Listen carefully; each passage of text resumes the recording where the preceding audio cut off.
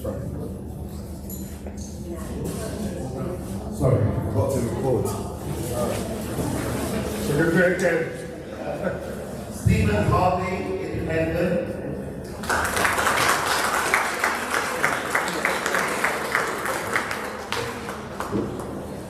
Same son of Mario Peckham. No.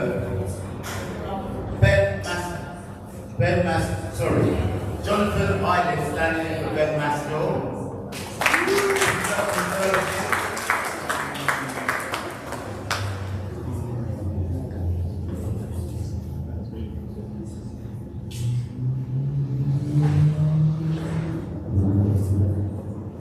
David Watson, Liberal Democrats.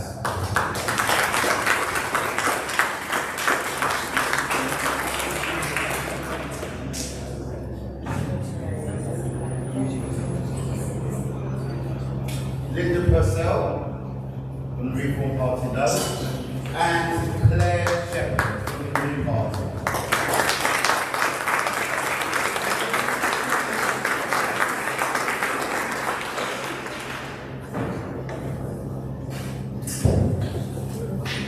Right, so we've got 7 out of, sorry, 5 out. We've got 6 out of. So what have I left out? Alex, my apologies. Alex from the Regional Party.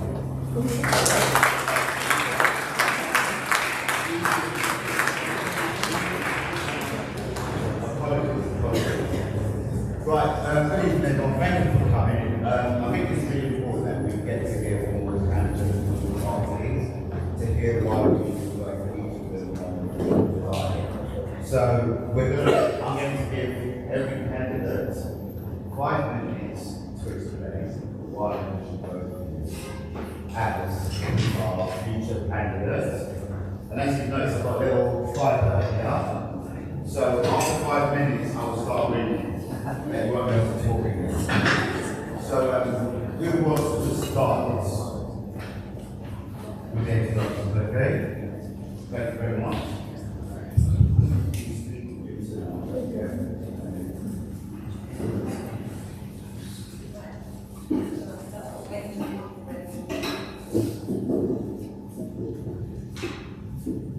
Hi everyone, thank you for inviting me. I'm here today to offer a rare thing in modern politics.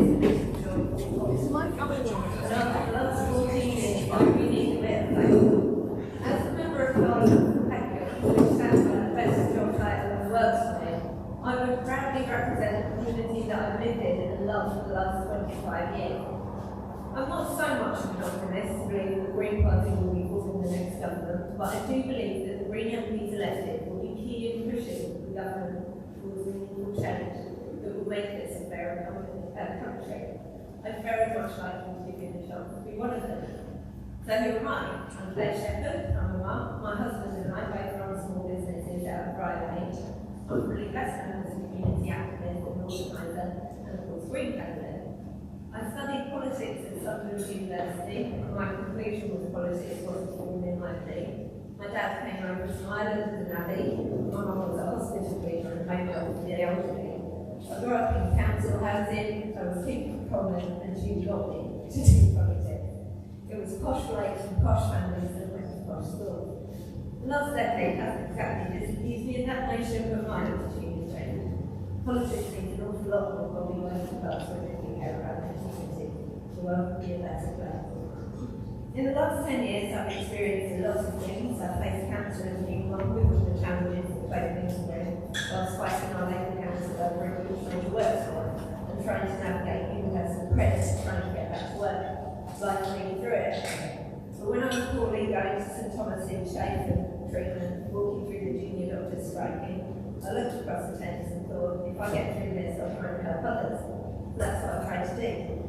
I've been president of the WI, run a community choir, done fundraising for guys at St Thomas's Cancer Centre, but my proudest achievement is founding and running Monday Docs in 2020, when I headed up a huge mutual investment right here in this region throughout the pandemic and beyond. We have community activities, green community centre, and set up the service and managed people who needed help with volunteers that wanted to help. We fundraised, we ran a delivery donation a few flats for people to get temporary accommodation, gave that free review. Imagine that. Took in donations for took in donations for baby banks and other food banks and cooked and delivered hot meals all over C15. Nearly 1 in 5 adults in the C15 signed up as volunteers. I was so proud to see how our working community held each other up. This is my second. In the winter of 2022, 3 of us wanted to do what we could do to help support people through the cost of living crisis.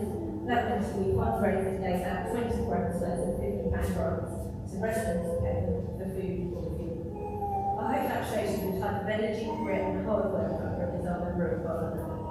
I'm green because we're the only party who believe that there can be no climate justice without social justice, and that action on the environment is essential, not an understanding. We want a fairer voting system. We're not afraid to say that we need to rejoin the EU. We recognise that our NHS needs protection from privatisation, not more privatisation.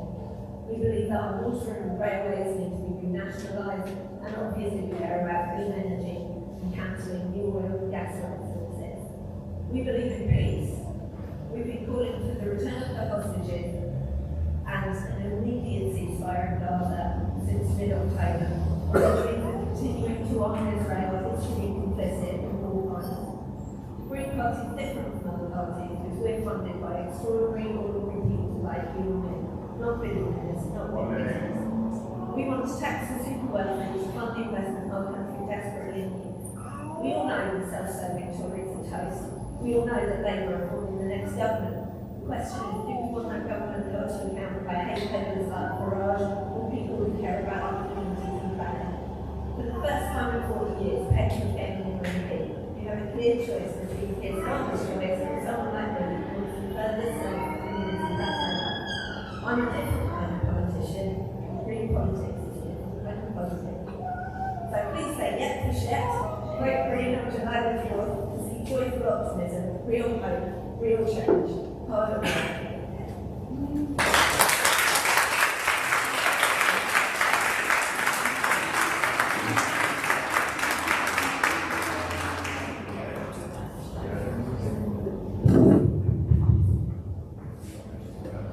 Who wants to go next?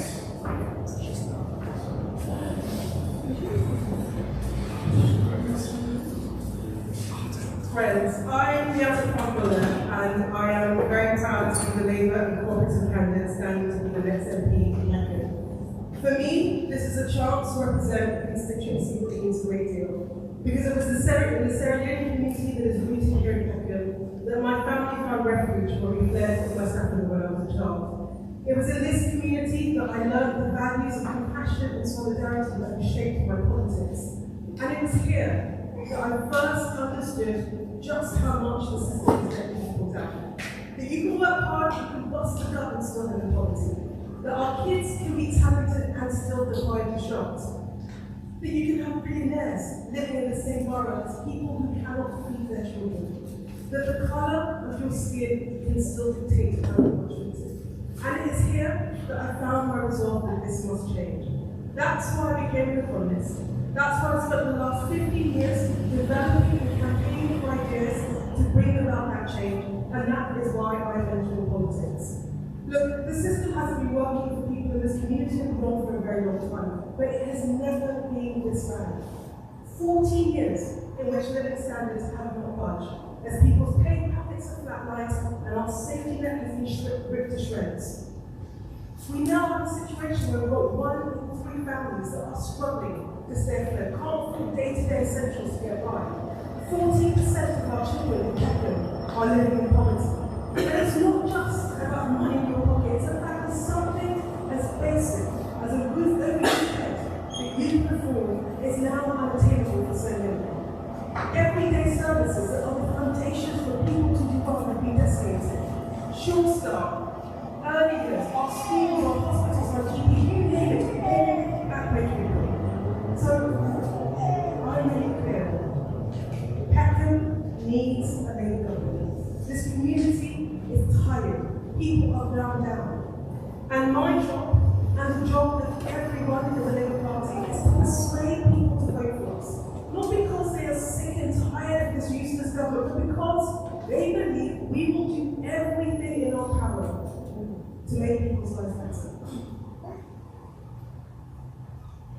Look, I've had thousands upon thousands of conversations with people in this community. I've been to the schools, I've been to the church, I've been to the mosque, community centres, and I've heard loud and clear. People want help with the cost of living crisis, economic opportunities, so you're not having to struggle just to get by, a job that pays a wage and you raise a family, housing, the biggest issue I encounter when I talk to people. Our NHS in a state of crisis, and particularly for our young people, the fact that they do not feel safe in our streets. Now, turning all of this around will take a monumental effort.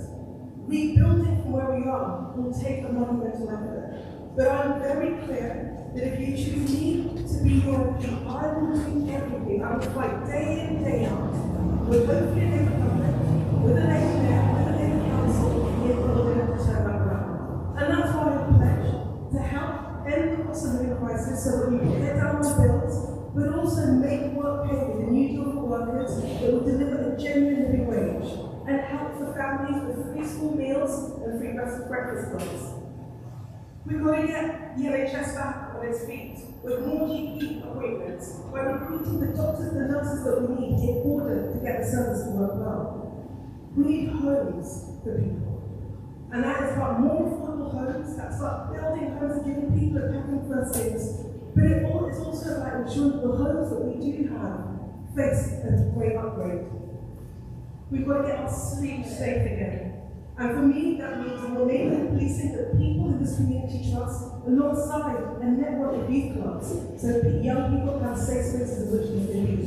And then finally, we have got to do that march next year, but we have to do it in a way that tackles inequality. And that means a green prosperity plan that will deliver jobs as well as reducing energy bills and ensuring that people in our community get the investment that they need.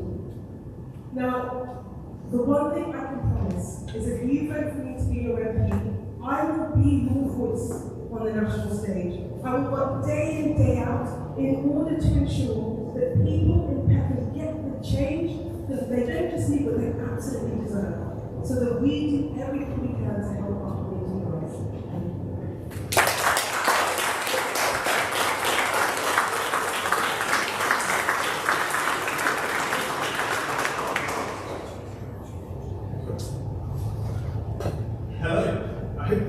Hear me well. I have to introduce myself. Thank you very much to everyone on the stage for joining me up here. I hope you have a wonderful evening getting to grips with the politics of Peckham. But I am not Ben Mattingly. If you know who that is, you'll know that I am not him. He's unwell today. And I've stepped in. I'm running to be candidate for Bermondsey alongside the Conservative Party.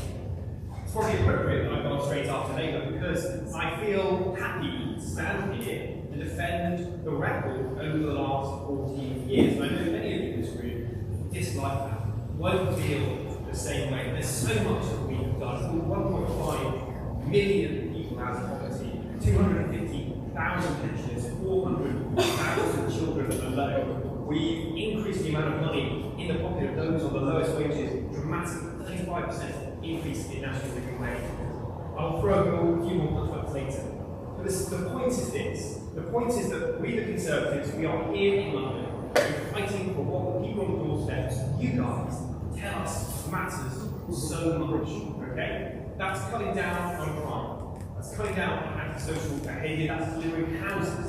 Delivering houses in places like Peckham and Pempeople in a way that is sensitive to what's actually the wonderful architecture you have, the communities you have, the text of all the state in time. Ladies and gentlemen, we have a real opportunity here in this upcoming election here in Camberwell and Peckham. And I came in here, and the first thing that one of the wonderful people who organised the set is this is a one-party state.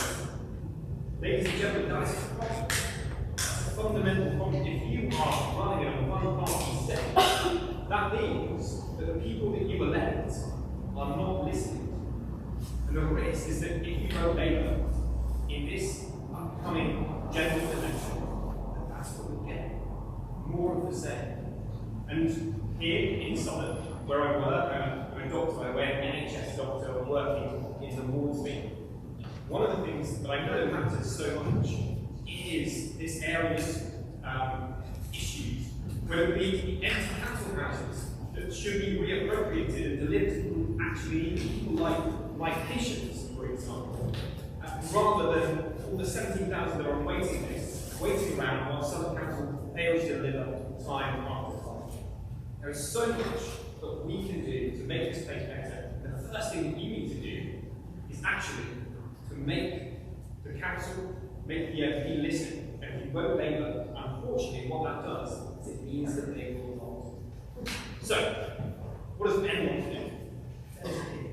But understanding this step, well, he wants to improve the lives of families. We're going to do 30 hours of free family childcare between 9 months and 5 years, right from the start of life. That's what we're going to deliver by the end of next year as well. But we've got so much more on our programme. We've got wonderful small business owners standing up here today. I'm sure many of you in the audience will be cutting national insurance for people to ensure that self-employed people, small business owners, the wonderful ones along in Peckham and Camberwell are able to get more out of their hard work. And that is it, ladies and gentlemen. The Conservatives are fundamentally about this. It's about ensuring that when you work, you get a reward for that wonderful work.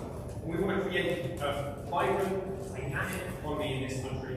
We're already going through ways of doing that. Remember, we're growing faster than Europe, we're growing faster than Germany, Italy, right now we're growing faster even than the United States in the first 100 years. And that's because the Conservative government is serious about generating growth. Instead, funds our wonderful public services, like my own public services. That's how we deliver the public services that matter to all of you. So, it's only 5 minutes.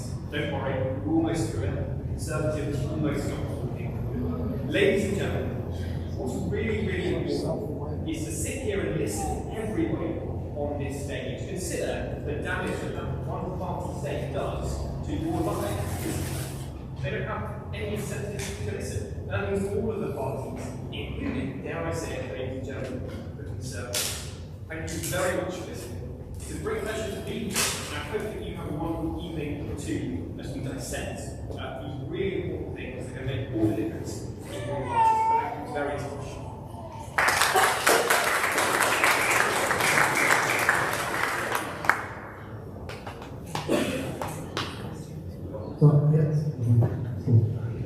Good? Cool. Hi everybody, my name is Stefan, I'm standing as an independent. That's pretty much anything you're going to hear about me personally, because the platform that I'm promoting doesn't seek to promote a particular individual or anybody else.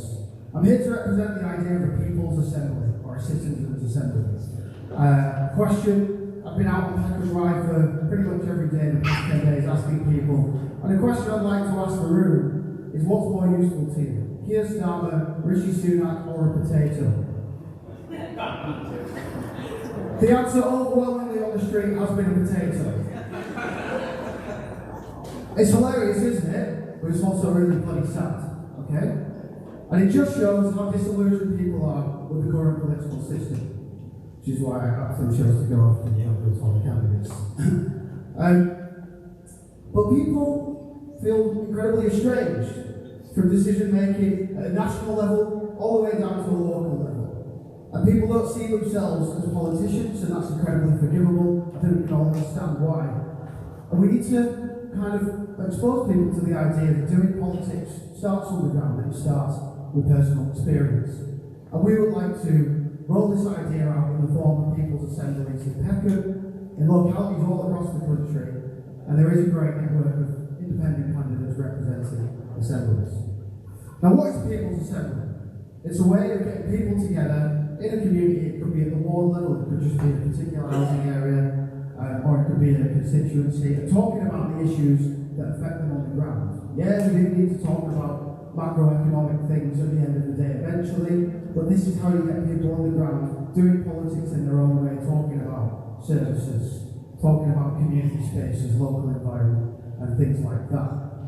And a People's Assembly is a facilitated meeting, alright? That means facilitators are there to not tell people what to think or say, but to manage conversation so that ideas are formed in a structured, impactful way, okay?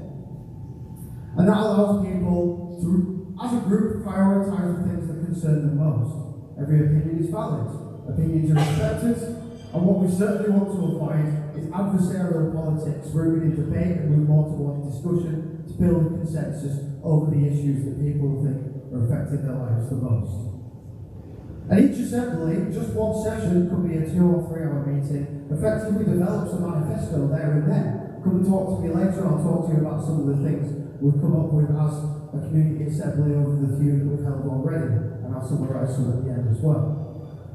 But basically, these assemblies put together manifestos, and then that's when they can start taking effect and affecting change at a community level. Because people from a grassroots space have got together, spoken about things that concern them, and come up with ideas, tangible solutions to changing these things for the better. And then pressure can be applied to elected representatives, such as MPs or councillors. Okay? So that's how we work at the grassroots level.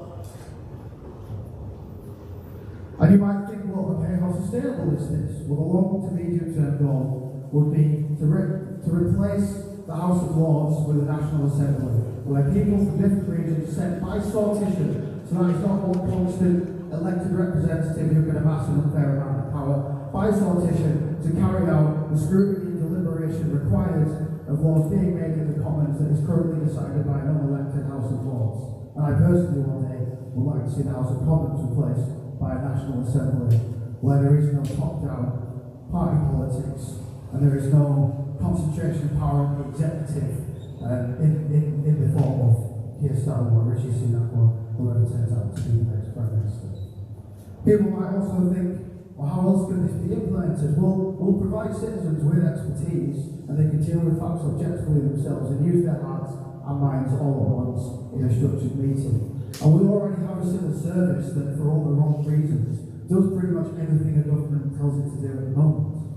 So why not replace that government with voices from grassroots communities all across the country based on consensus?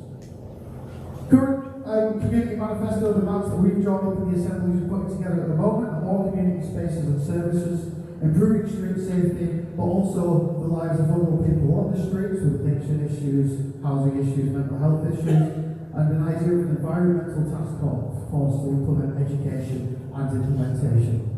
So please do consider voting for me, Stephen Harvey, but this goes way beyond the election, and this is something we want to build upon to pressure the elected representatives, and please come and talk to me about people's assemblies. Let's assemble Peckham. Thank you.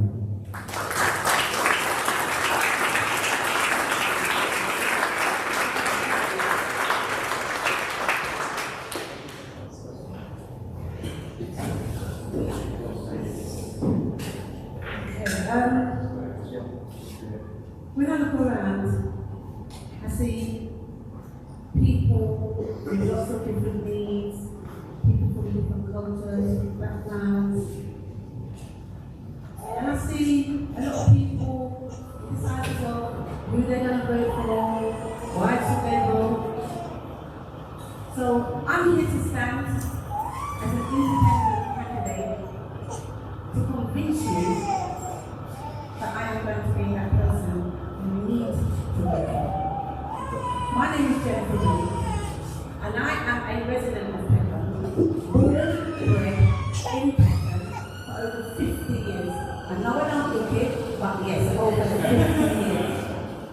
Now, when I grew up in Peckham, and I put my hand up, I wasn't a good role model for Peckham. I was one of the troublemakers in Peckham. I gave a lot of problems in Peckham. So, who am I and why do I believe that you need an independent MP to represent you, the people of Peckham? I don't come up here with no big politician talk, I don't, because that's not me. And if I did, it wouldn't be me. I'm being real with you. I'm being honest to you of who I am. So, 50 odd years ago, my mother who sits here with me, who has stayed behind me through thick and thin, even though I put shame to her face, she has stood here. And she stands here today to watch her daughter stand before lions, if I want to put it that way, because everybody's fighting against who they should vote for and who they shouldn't vote for. Labour wants to fight, Conservative wants to beat up Labour, and everybody wants to fight. But I'm not here to fight, I'm here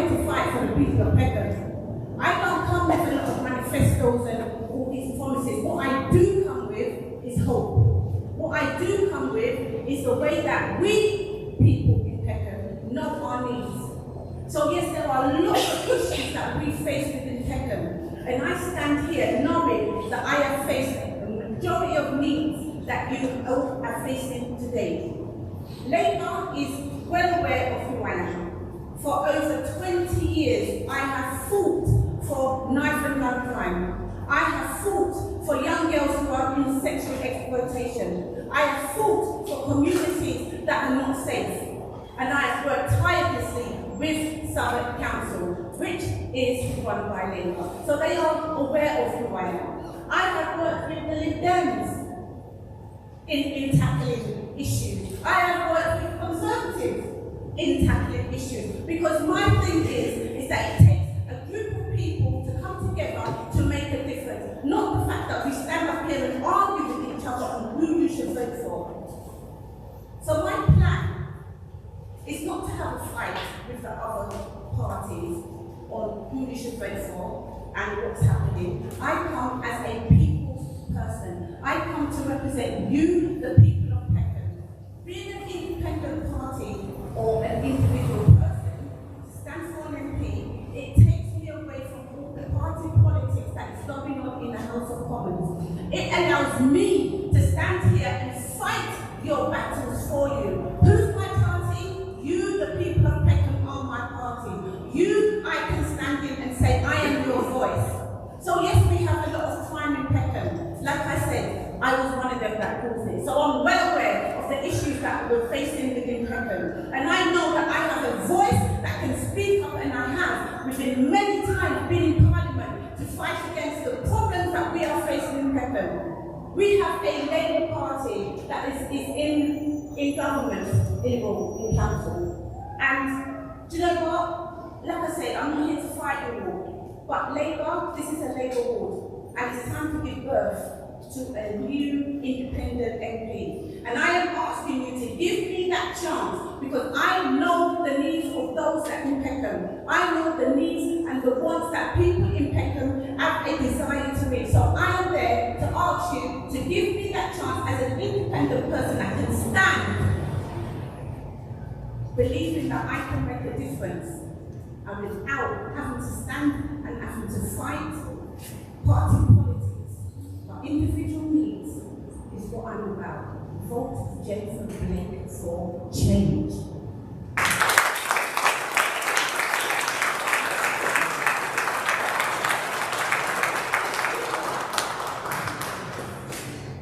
Thanks very much. So I'm David Watson. I'm standing here as the Liberal Democrat candidate for Peckham. First, thanks to Pempeople for organising this evening. Thanks to all of you for coming. It's a privilege to stand here with people who are full of celebration for the people of Peckham. So it's really great to be here tonight. So I'm going to talk a little bit about the Liberal Democrats' plan for a fair deal, the political choice facing Peckham in this election, and I'm going to tell you a little bit about myself. So firstly, the Liberal Democrats are fighting for a fair deal for you and for your community. We have a bold, ambitious plan to save the NHS and fix the care crisis. The Conservatives have plunged the NHS into crisis, failing to deliver the new hospitals they promised and making people wait hours for an ambulance, weeks to see a GP, or months for urgent cancer treatment. They've let people down and taken them for granted for too long. It's time for change. People in Peckham are working hard, raising families and caring for others. You deserve a fair deal.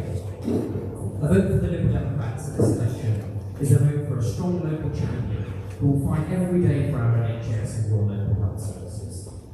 The Liberal Democrats will make sure you can see a doctor or a dentist when you need to. We will value care and support carers. We will finally fix the social care crisis to save the NHS and make sure everyone can get the care they need when and where they need it. This election is our chance to deliver the change our country desperately needs and the fair deal that Peckham deserves. So what are the choices facing Peckham on the 4th of July? Well, the Tories are in disgrace, obviously. They've wrecked their way to the general election. All governments run out of steam eventually, but this one's really taking dysfunction and cronyism to a whole new level. But Labour are mediocre and uninspiring. They're Tory-light, and their leader has spent most of the election campaign trying to say as little as possible so far. In Peckham, like across much of Southwark, the truth is that Labour are taking voters for granted. Labour on Southwark Council has just been ranked one of the worst performing in the UK by the Office of Local Government. Labour have an appalling local record of building affordable housing. They've failed to prioritise community safety and neighbourhood policing, despite them having the power in both of these areas to make a difference. Peckham voters deserve better. They deserve Liberal Democrat representation in Parliament. So finally, why me? What are my credentials? Well, Peckham's my home. I live next to Burgess Park, the old Kent Road Tesco's my local superstore. I go to the movies at the Pemplex. Burgess Park pretty much kept me sane during the pandemic. It's a hub for leisure, exercise, play, and well-being. It's where I go to recharge after a challenging day at work. It's where my husband goes running. This is a diverse, vibrant, and fascinating part of London. I'm hugely proud to call home. So I'm deeply invested in the world of Peckham. In my day job, I lead the communications team of the International Affairs charity. I used to be a civil servant, so I know well how government works. I have extensive experience building and leading teams, policy development, and communicating with impact. I'm already working hard for Southwark residents as a local councillor. I've secured housing for vulnerable people, championed local communities against big business developers, and secured funding for local parks and neighbourhood projects. If elected as your MP, I will campaign for more GPs and faster access to GP appointments, including the right for those in urgent need to see a doctor within 24 hours. I will fight for more affordable homes and stand up for residents and communities against big developers. I will make the Wharf Road the artery behind the Elephant Castle and Burgess Park that our neighbourhood deserves. I will be a liberal, internationalist, proud voice for the people of Peckham. I believe I have the skills, the energy, and the integrity to represent you in Parliament. Peckham voters deserve real change. We deserve a fair deal, and that's what the Liberal Democrats offer. So thanks for listening, and I look forward to your questions.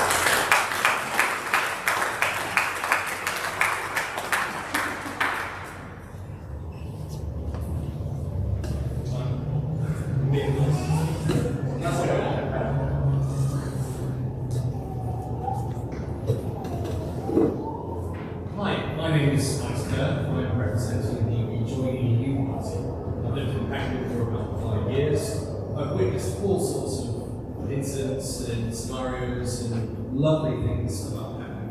I moved here from Italy just after Brexit, and I've fallen in love with the place. It's got a beautiful community, it's multicultural, it's got lots of good stuff going on, but it's got some deep problems that do need addressing. I'm having to talk mainly on behalf of the Join EU party. I will be having my own views, and I'll bring that up a little bit later on. The main concern I have is a lot of parties have all talked about their issues, they've talked about what their policies are going to be, but none of them are talking about Brexit.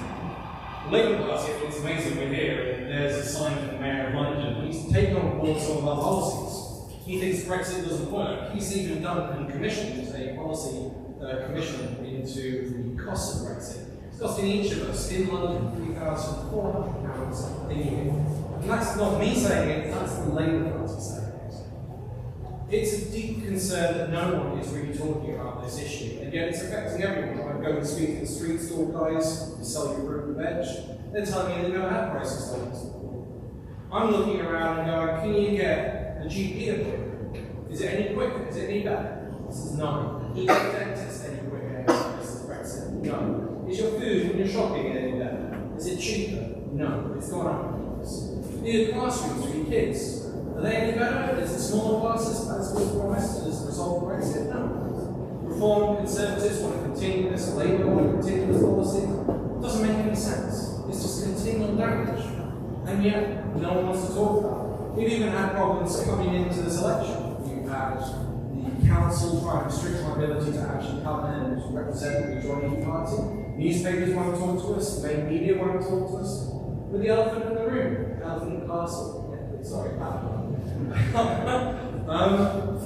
and the way I'm looking at this is, maybe you're not going to give me enough votes to become an MP, but you might send a message, and I'll make this quite clear. We ran against Sadiq Khan, not this time, but last time, and we got 30,000 votes, and it was enough for him to take on board our idea and listen to us, and go, actually, let's commission a report, let's not back Brexit. It's a really silly idea.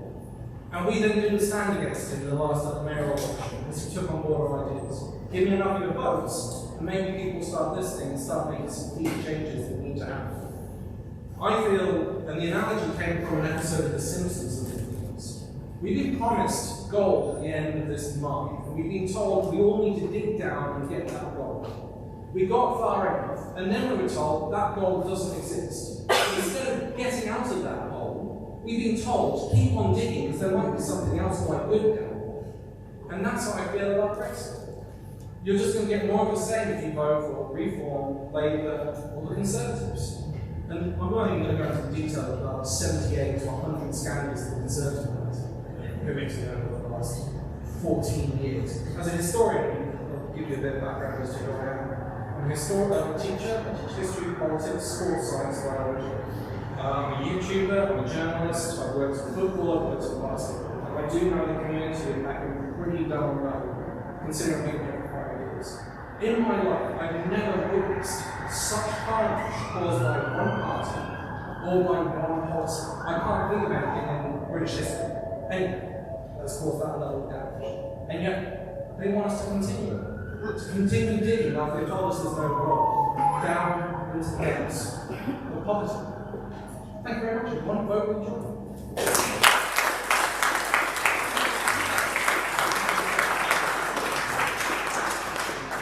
Right, I think we've had a chance to listen to all 7 of the parties here today.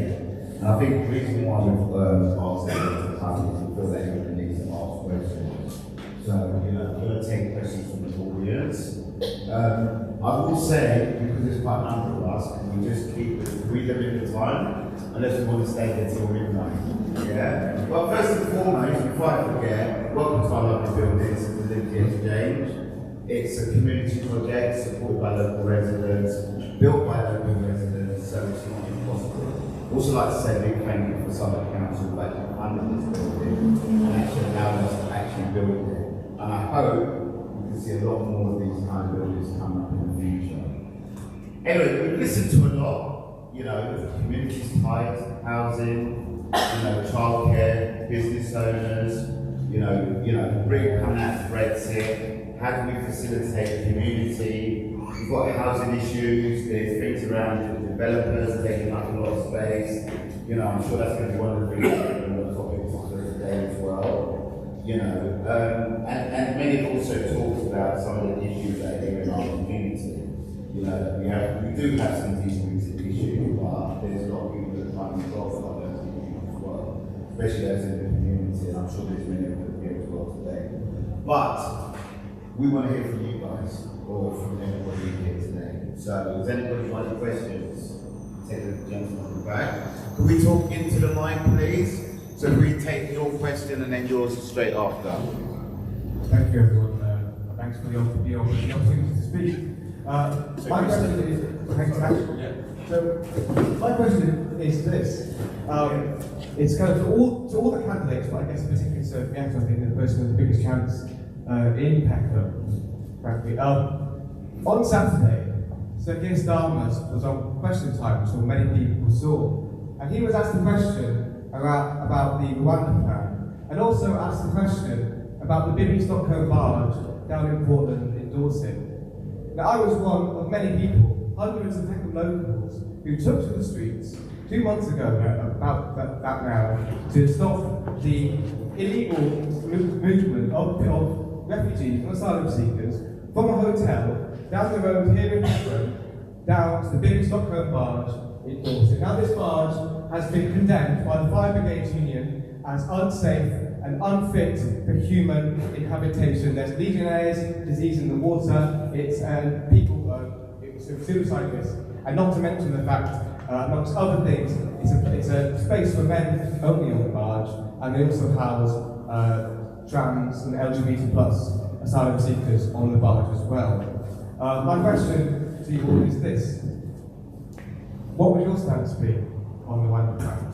Are you going to continue on the plan, or are you going to stand with refugees and migrants, like the people of Peckham, who very clearly said they stand with their neighbours, they stand with their community, and they say refugees are welcome here? So will you stop the barge?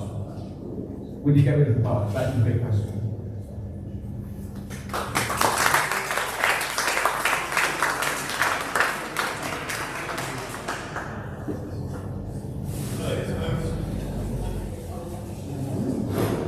Hello, thank you very much for the question. And I just thought, because the sort of question, I probably should speak first and just address it very directly. So there is a reality here, which is that the levels of migration in this country are very, very high. Migration is really good, by the way, I want to say that, because I work in an institution which in large part depends on it, and it's very successful. I work with people from all over the world, and actually part of the reason that we come here is partly because Brexit has facilitated my institution in some ways.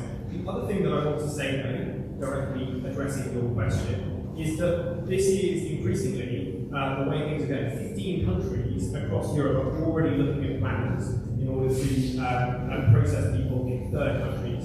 And the fact that we've led on this, actually, I think we just need to look the reality in the eyes and admit that actually we need to have a plan. So that's my position. You're probably not very surprised. I'm happy to politely disagree with your point of view, but also compared to the other members of the audience. Okay? Hi, thank you for your question.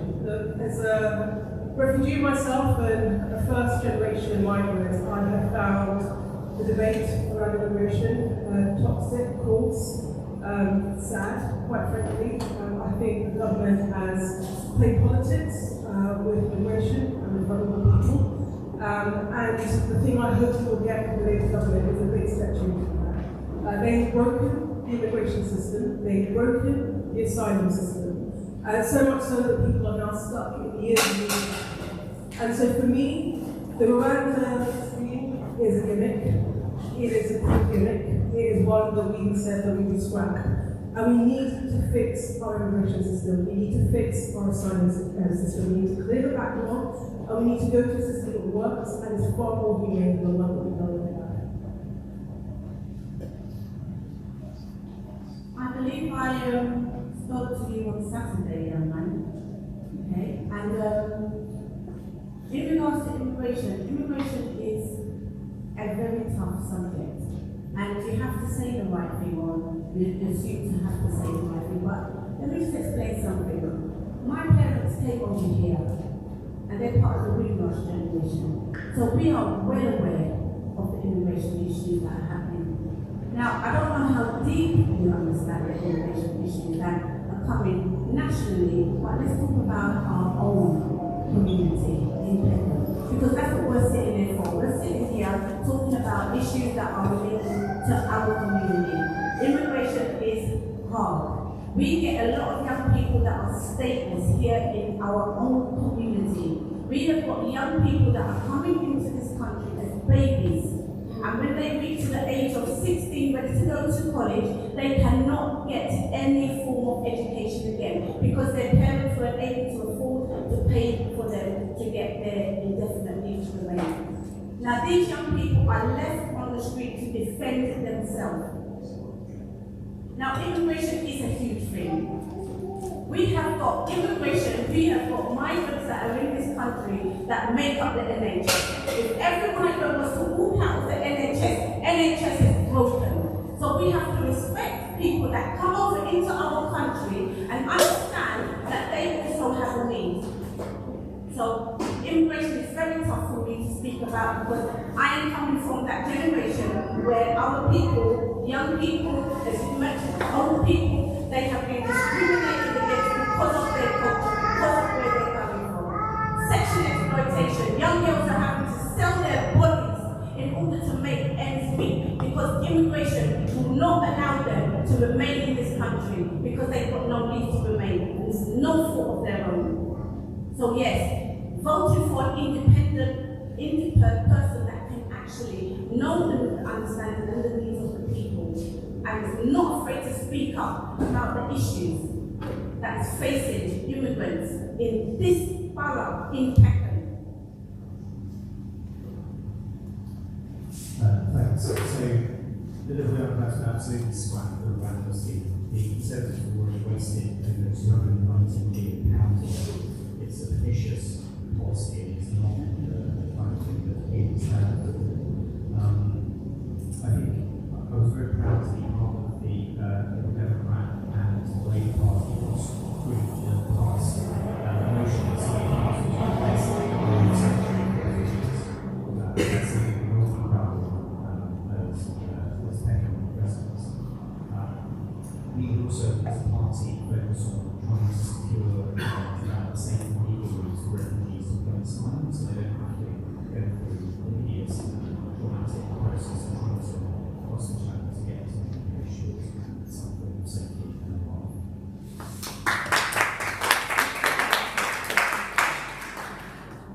I'd like to say that nobody becomes a refugee lightly. The rhetoric that has been around this issue for the last 15 years has been disgusting to me.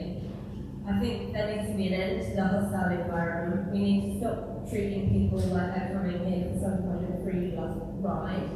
We need to process people's applications quickly, fairly.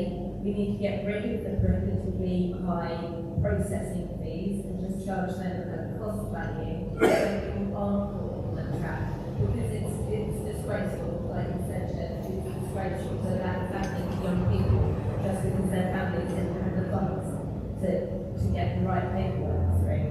We'd also like to open more safe routes to sanctuary for those fleeing war, danger, persecution, and increasingly in the future, minor disaster. We're already seeing, temperatures across India where it's so hot that the monkeys and birds are dying, falling out of the trees. We're seeing people going to Hajj and dying because of the heat. This isn't going to get better. This isn't something we can ignore, and it has to be something that we look at in a grown-up way.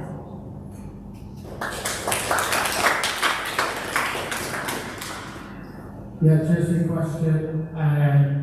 I'm trying to minimise my own personal views on things to advocate for the idea of assembly, but I just do want to point out that it feels like everyone's addressed the Rwanda scheme, which is still only a potentiality and not spoken about the actual bigger part, which you mentioned in the question. So I'd like to condemn the sheer inhumanity of that as it is, which is representative of the current system as it is. I think, given the examples in your question, something which People's Assembly would facilitate, the brilliant community action that took place outside of West Western the other week is that, I'm a bit of a politics geek myself, and I'm advocating for this thing kind of like replacing due process by actual legislation being made at the grassroots level, but that it absolutely does not cancel out the possibility of more immediate direct action if an assembly agrees on that together. So things like that should and could continue to happen in terms of community activism.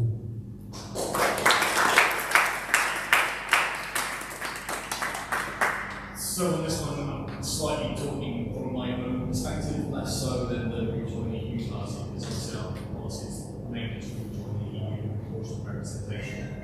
But for me, you look at that plan and it's like, right, well, that's the Nazi plan, that's the Madagascar plan. The plan that the Nazis had was to deport Jews out of Europe and send them to the island of Madagascar because they didn't want them in the territory. The stuff that comes out from you guys as well, you have to have a Holocaust survivor tell the Conservative Party members for the Parliament that a language is inappropriate and reminded her of some of their experiences from the 1940s. Use the word swarm and invasion. Well, you can also find that description in Mein Kampf. I'm speaking as a historian here, and it's just shockingly horrific. We live in a lovely multicultural society in Peckham. There are problems, but we get on relatively well. We're actually an example of how multiculturalism can actually work, and yet it's ignored. You don't hear the Conservative Party really talking along the lines of Martin Luther King. It's more along the lines of Enoch Powell, and you know how that goes. So, and talking about the plan itself, it's a joke. It's 219 million. We've now found out that the government in Rwanda is spending that now selling those flats. Absolutely fleeced this attendance to the bank. It's an absolute joke. You talk about business people being in charge. They've got a clue. I'll cite other examples as we go along. I'll end this. Freedom movement, Belgium deporting people in the EU if they don't vote. within 6 months, you can get deported. It's not freedom of movement, it's the right to work. Please use proper language when you're actually like talking to the public instead of inciting hate. The other thing is birth rate. Ours is 1.56. In order to replace that, we need 400,000 a year. 400,000 a year. 600,000 people left last year. That's the size of Glasgow. They left the UK. Gone. Year before that, 500,000. That's still the similar size of Glasgow. So for 2 years in a row, we've lost Glasgow. We cannot deal with that. And we can ask people to have more kids. It doesn't solve the problem. And the problem is immediate right now. So I'm just appalled and shocked at this. I hope that answers your question about barge and we scrap it, random like scrap it. It's just total nonsense. Anyway, next question.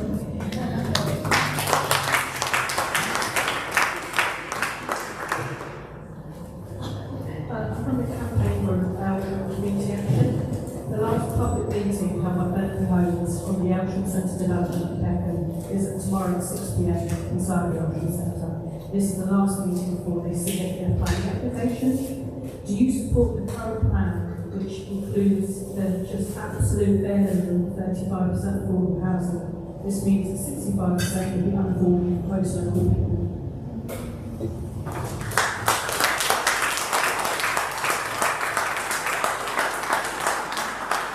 Thank you for your question. I will be there tomorrow at that meeting, trying to support your action group wherever possible. And one of the first points that came from our first community manifesto from the first assembly we held was no more new affordable housing.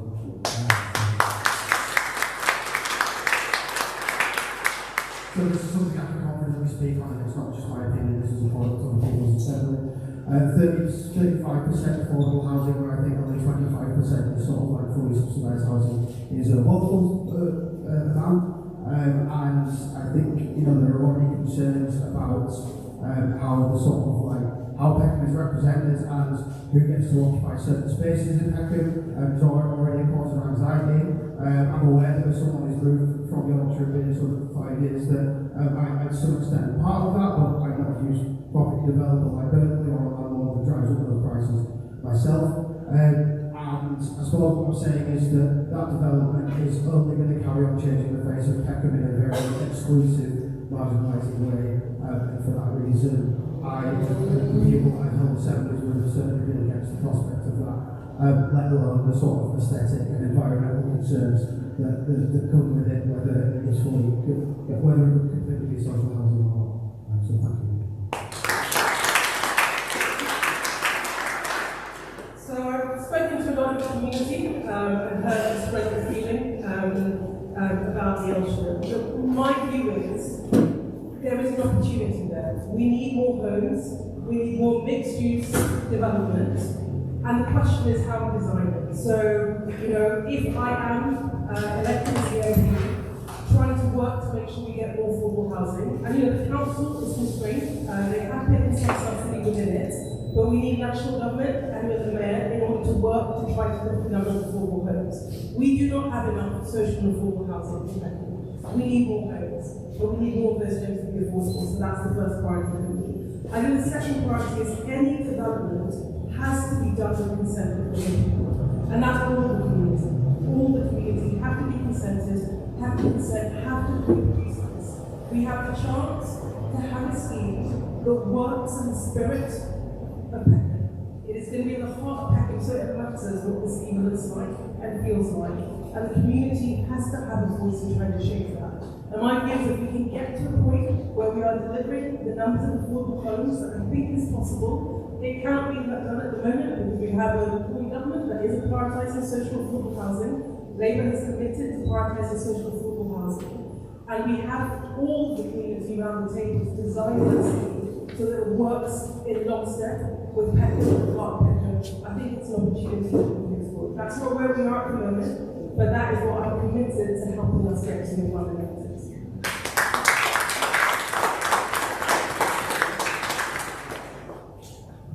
I mean, I think the reality is that the Labour Council is just woefully underpowered when it comes to negotiating with big developers and so on. And that's been demonstrated time and time again on this one. 35% affordable housing should be a minimum, not a ceiling. And we desperately need more affordable homes across this parliament. So the Liberal Democrats have got a target to build 380,000 homes a year and 150,000 affordable homes. And we're the only party who have put affordable housing projects as part of our national manifesto. But I've seen time and time again, unfortunately, that the Labour council is woefully ill-equipped to negotiate forwards with these developers. We need more investment in the land department. I'm sorry to say that my predecessors both in this constituency and in further north of the borough haven't done much to strengthen the Labour council's hand in these developers. There's absolutely no shortage of money. These developers are making millions. Plants and concrete towers are going up all over the site. There's plenty of money around. The council just needs to develop a backbone more conservative with these developers. There are powers that the council can employ around local development plans and community development planning orders in order to increase the pressure on developers to do better in these places. I want to pay tribute to yourself and the local community negotiation over the last few years. I know that these plans are not perfect by any means now. They're better than they would have been without your involvement. And actually, you've set an example for the rest of the parliament in terms of how you can get something vaguely close to a framework for community involvement in these kinds of issues to homes. Unfortunately, just north of the Peckham Council, we're building another development on the Borough Triangle where there's nothing like the community engagement that you've been able to muster. So it may not sound like it, but you've done better than most of your neighbours who are doing under similar circumstances, and that's testament to your resilience.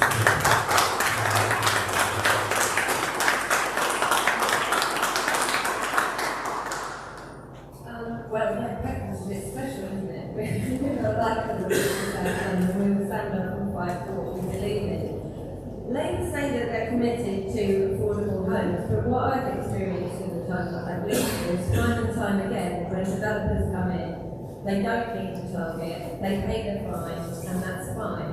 But that can't continue to be the case. Developers make billions off of these developments.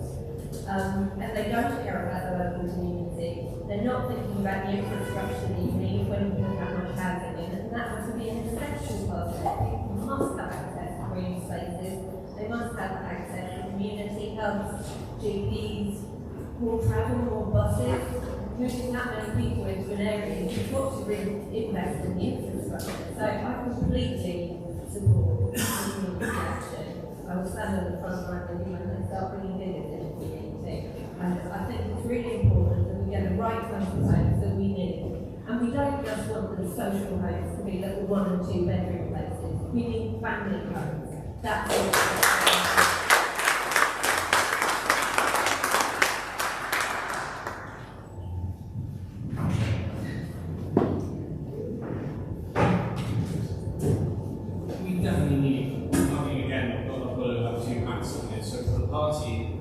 we look at it in terms of labour costs. So we're going to talk to construction companies around the UK and find that basically to build the same construction project they had before Brexit, now instead of, let's say, a 2-year project, it's a 5-year project, because you can't get the labourers.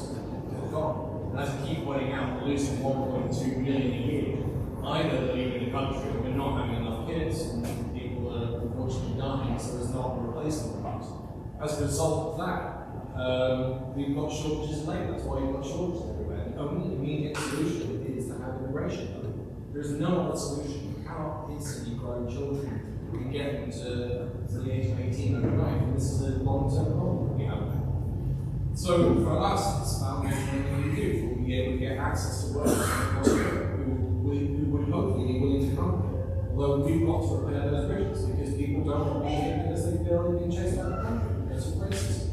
It's interesting, one thing that the Conservative Party managed to raise was my hate crime. The numbers are not really good.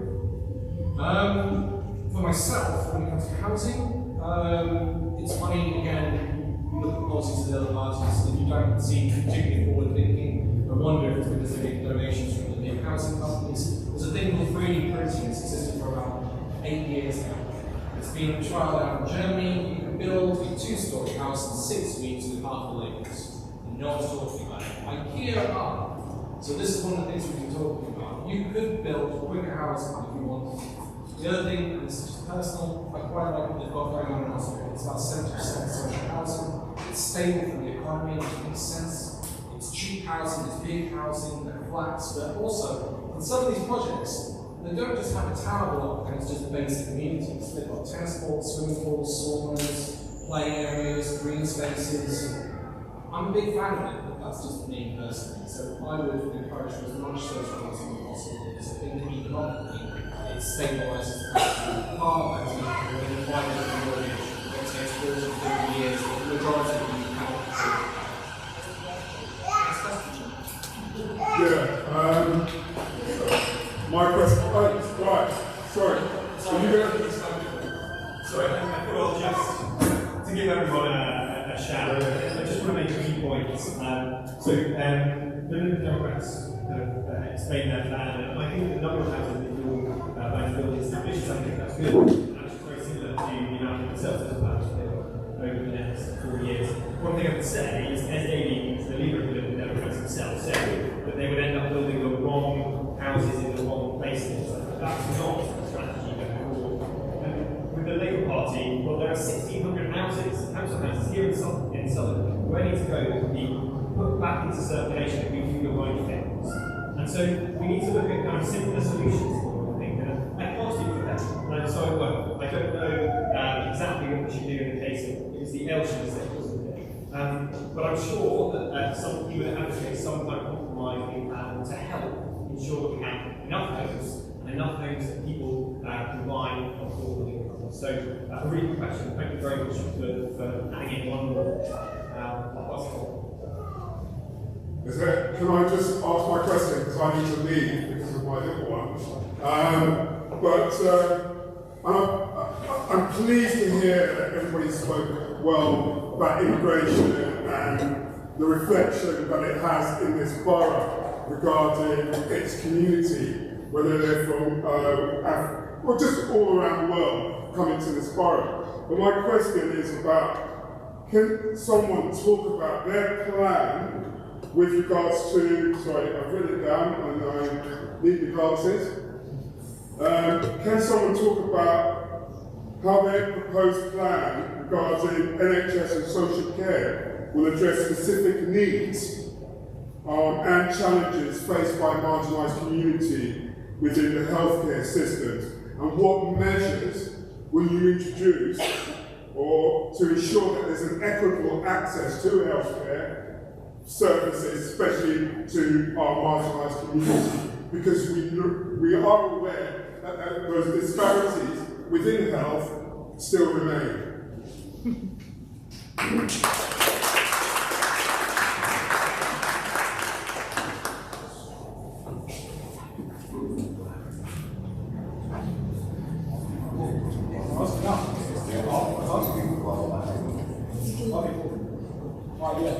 Hi, I'm Stephen. I run the organization myself.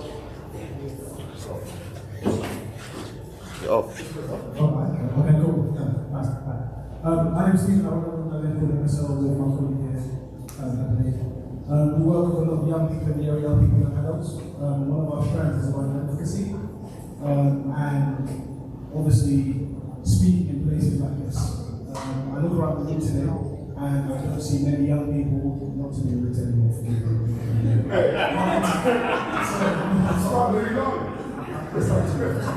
But I know what I'm trying to say. I'm talking about the young people who I believe should be in the room. I'm talking 16 to 35-year-olds having this discussion with you guys, speaking with you guys.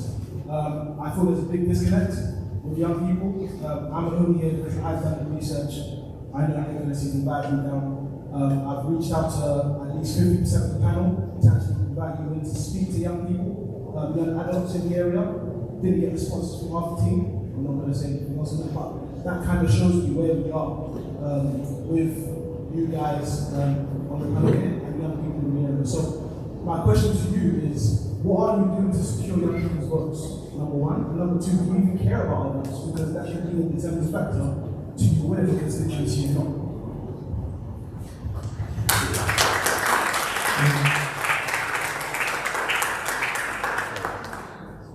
you, Stephen. I'll quickly address the healthcare thing before and then get back to you. Is that alright? Because we have 2 in a row. So what I would say was, in terms of as an assembly grows, it will become more and more representative of people from all cultures and ethnicities in Peckham. And I think what would come out of conversations around healthcare specifically is people from whatever community would say, this has impacted my family or my people in a certain way, and it would at least allow that voice to be heard within the wider group, and then that could be fed back into a wider consensus over what kind of demands should be made over healthcare. So the beauty of assemblies is that could be very community specific based on the cultural makeup of the community, if that makes sense. So thank you for that. Thank you, Stephen. Please talk to me afterwards. This is a bit about me actually. I help facilitate workshops with young boys in schools across Greater London, addressing harmful masculine norms. I don't like to obsess over the word toxic masculinity too much, because that's just part of discussing a wider thing about what it means to be a man and caring after yourself and other people and stuff. So I very much work in schools. I've done a lot of stuff in Lewisham recently, not particularly in Southern, but it's just where the company takes me. But you know, we talk about gender, and it is a political thing. And I do a lot of work personally on the ground with boys in the most subtle ways possible, so that we can engage with them and to allow them to voice opinions on things like gender relations. But then economics comes into it a lot, because that's got so much to do with the pressure of what it means to be a man in society and things like that. More to your point about electoral politics and stuff like this right now, we've been at the top of our lane the past few weeks with a big cardboard board with our pictures of Rishi, Kira and Potato, and kids have been putting bear stickers on, and they've been coming up to it, engaging it. Shout out to the one girl that actually ripped off Rishi's face.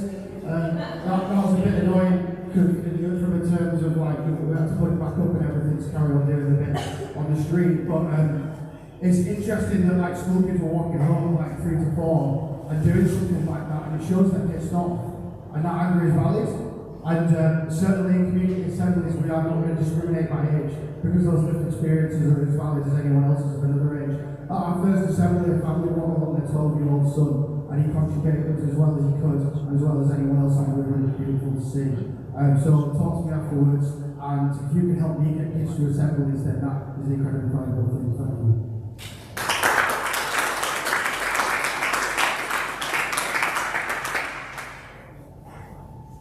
I appreciate getting around 2 questions from every single person, so I'll be brief. But I'll just, in order. So the first question, I just want to take an example from my own field. So I'm a mental health professional and a medical doctor, and one of the prides of the last 4 years has been watching the development of the Mental Health Act, which is specifically designed, it's renewal, to address and to help people in BAME communities, and that's something that hopefully we'll get through in the next Parliament under a Conservative government. There are many other such examples. And then just on young people, the very first thing to say is I'm a great believer in education. And under our rule, over the last 14 years, we have shot up the global league tables. We are best in the West for reading. We are 10th in the world for maths. We were falling down the league tables under Labour. And in Labour-led Wales, things getting worse. SNP-led Scotland, things getting worse. So there's lots that we're doing for young people, and I think it really, really matters making sure that we have talented, bright people who are going to go on and do wonderful things in the world, whether it's great excellent education, apprenticeships as well. So there's lots that we're doing, and we want to keep going further. So a really good question. Let's pass it on, otherwise. Brilliant. I'll try and keep it brief as well. I'm going to start with young people. And I've been trying to meet them where they are, because I've been going to schools, youth clubs, community centres, and there is deep disaffection. I'll give you one quick anecdote. I remember in a school, the head teacher said to about 16 young people in the student council, she wants to be a politician. Tell her what you think of politics and politicians. And to a person, they told me that we were liars, we were corrupt, we're in it for ourselves, we don't look out for the community, we don't look out for them, we make policies. And I was really saddened by that, because in the end I believe in politics and the ability of politics to change. And we need each generation coming up to believe that, not least so that they can apply pressure on politics to work for them. And so what we're going to do, what am I going to do to make sure that we engage young people, meet them where they are, don't expect them to come here, find them, have the conversation, understand the priorities. Now, the thing I've heard from every young person that I've spoken to, they don't feel safe in our schools. That's the number one question they raise to me. What are you going to do, like life plan, what are you going to do for us to feel safe between school and home? And so, listen to them. That's the reason why it's one of my top 3 priorities is because I've heard what they've said. And then we go to act. And for me, that is delivering on that key priority for them. But it's also making sure that there are opportunities for young people. That starts in school, that starts with what we are doing in our school system to lift it up. But it also means that there are routes and pathways for young people so they don't lose hope. And at the moment, it feels that people are losing hope and they don't believe that change is possible. I believe it in my gut, so I'm standing for politics, but it is that action. And the final thing I'd say is we need young people to form a movement. Politics can be changed and moved by people, but they have to exercise that power. On me, if I'm elected to be the MP, on any one of us if I'm elected to be the MP, but on politics to make sure that we're responding because they are being given a raw deal and that has to change. On the question of the NHS, and I will keep that brief while I'm on a bit there. Look, I think there are 2 parts of it. We are seeing massive health inequality and it's increasing. And we're seeing a particularly marginalised community. And so there are 2 parts of it. Look, there is a baseline job we need to do just to get the NHS back on its feet. They break it every time. We built it again in 1997. They have broken it again, this time far worse than before. And we've got to try and rebuild the NHS. And that means that is for everyone. But then within that, there is a specific set of issues that we know that health outcomes for people in black and minority communities are far worse.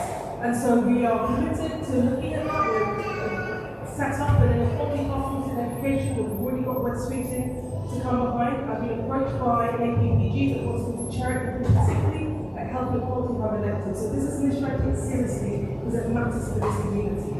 And then the final part of it is about the workforce. We have a lot of minorities in the healthcare system. We do not pay them enough for doing the most valuable work. And so for me, making sure that people who are doing in the caring profession are paid a wage or reflects the work they are doing, are in the professionalised sector and feel that there are opportunities, because that means that the work is looked after and that means that we as a community are looked after.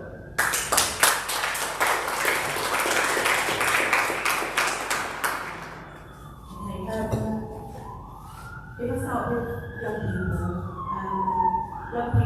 are individuals that I work with day in, day out, night and day.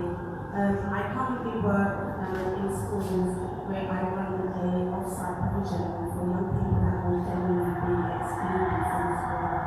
So now, when we talk about young people and politics, they are disengaged from politics because they do not believe that is for them. They are disregarding politics, the understanding about politics, they don't see themselves being part of it. If I am elected as an MP for Peckham, I will make sure that every young person has a voice in Parliament, that every young person is able to go inside of Parliament and be a voice. We can set up groups within Parliament where young people's voices can be heard about the issues that young people are facing. It is not for us as adults to be telling young people how they should be doing, how what they should be doing. It is the young people that have got understanding they are human beings and they do have knowledge and understanding of the way they live and the things that is needed for them. So in regards to what you're talking about, in regards to young people, I am passionate about young people. I have been working tirelessly over 30 years working with young people, and I have seen the disengagement of how young people are treated. Our youth clubs are being closed down. Young people are used to have places where they could go, and all of that is being taken away from them. Now, I know that you do enormous work with young people in our community, and for me, if I'm elected, I will ensure that your project will be one of those projects that young people can feel proud to go to, that young people will have a better understanding about politics and how they can change law, how they can be part of being in decisions about what happens in their borough, rather than us deciding what is best for them. So more community centres and more youth clubs in our borough will enable our young people to be able to go to places where they can feel safe and get them off of your doorsteps and on your alleyways where they're pushing drugs and being exploited. So in regards to NHS, let's just say that a lot of the NHS is made up by the minority individuals. The NHS is workers of the minority of us that are working within them. So for me, if I'm elected, I want to have an understanding of what are the needs within the borough of Peckham that we can do to enable NHS to work better for them. If we're not asking those questions and all we're doing is just putting in what we believe is best for them, we're not going to get anywhere. And for so many years, are you going to wait another 5 years and it's not going to work for you? We need to have a change.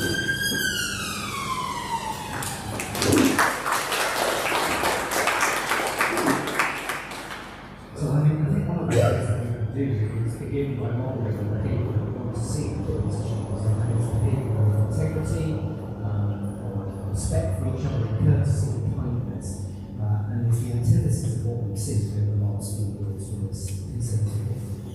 No wonder young people are disillusioned. I mean, I'm horrified on a daily basis by that this lot just wrecked their way to the 4th of July, and it can't be over soon enough, frankly. In terms of young people locally here, I think one of the things that would be good to do, and I think if any of us are, and Yas has talked about some of the work she's done already, if we're fortunate enough to be elected, I would certainly think that we be wanting to go out to schools and spend time, particularly with the sort of youth parliament and other local youth community organisations, and really taking on that mantra ourselves and be proactive going out there, trying to reassure people that there is hope. It is worth getting into politics. Another thing is I believe in the current politics for good. I do think that we can change our country for better. And I think probably all of us will do it.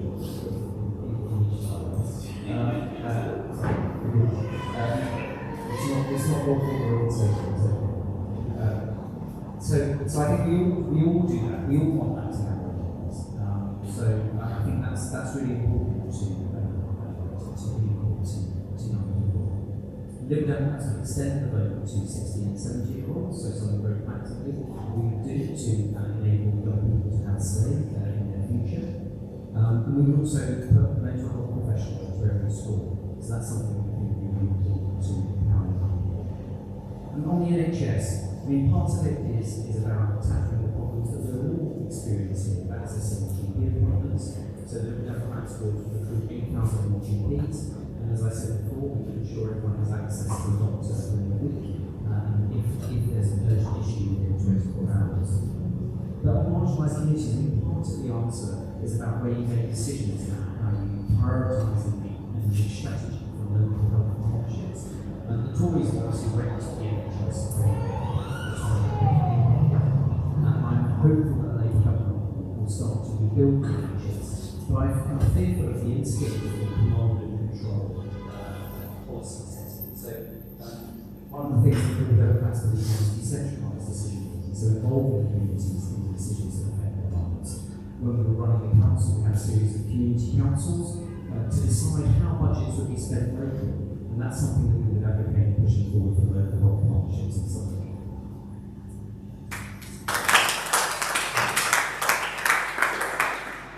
I'd like to bring shame on myself. I haven't responded to your email because I've been carrying solo for the last week. I think generally work politics is a bit of a nightmare, but I will, I promise. I can myself for that.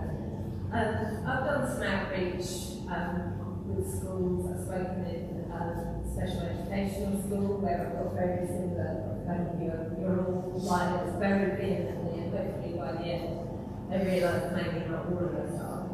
But I think it's really important that we engage with younger people. I was that person, as I said in my opening speech, you just sort of put politics into me. It's not for people like me, because it's posh old member state, that's what we used to say. But I'm really passionate that politics can change things. I'm an advocate for an organisation called Elect Her, which encourages more women to get involved in politics, because this election, 30% of candidates are women, but especially they're focused on working class women, women from homogenising communities and hopefully increasing the young women. So I'd really like to put those things up if I can, because I'm really passionate, not to get too consistent about it, but children are absolutely our future. It's three-party policy to extend the vote to 16 and 17-year-olds. People have said, why should young people get the vote? And my answer to that involves Brexit, actually, because all the opportunities that are being taken away from our young people, why shouldn't they get to vote on that stuff when somebody who's much older who isn't going to, be around to suffer the consequences of those decisions gets vote? So I think young people are important, and I do think there has been youth movement in politics in the last few years around climate change hugely, but also, I know we're not going to mention his name, but also around Jeremy Corbyn. And those people have been let down because they thought they could get involved, they thought they could make a change, but actually when it came to it, they could just handbrake and said, no, we're not going to go through all those super progressive policies that were there, so no wonder people are this division. On health, I'm a huge advocate for the NHS because I owe my life to the NHS. I would fight tooth and nail for the NHS. I think that it needs to be kept public. I think there needs to be investment in community, the primary care, early cancer screening, obviously I know about that one an awful lot. But also, I think mental health should be treated on parity with physical health. And it absolutely isn't.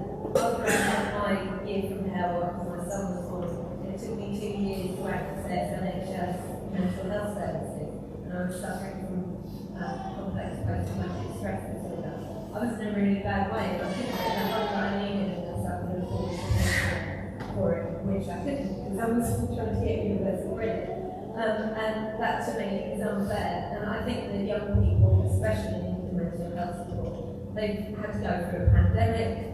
They're looking at the climate emergency, and they've had so many opportunities taken away from things like Brexit. So yeah, I'm all for helping young kids out. Sorry, I'm rambling.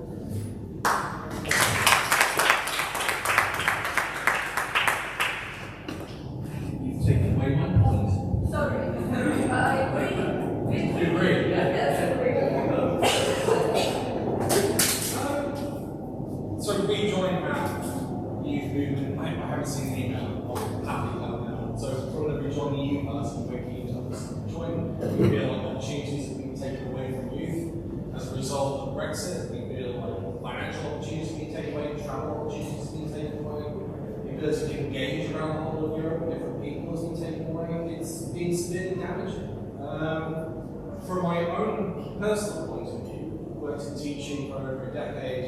I've worked as a football coach and a basketball coach for over a decade. I've worked in academy. I can see how important the sports are to kids. And I feel like that's been important. I've been working with a community group which I set up a charity called the Parks in Peckham recently, where we're getting the kids to come down and socialise and to break down a lot of barriers between both them and adults but each other as well. So when I worked in when I first started education was in academy, and boy, we have problems with postcodes. We couldn't take our teams to certain areas because the kids would ask us and go, oh, I can't go there. And we're like, why? And they're like, well, I've got.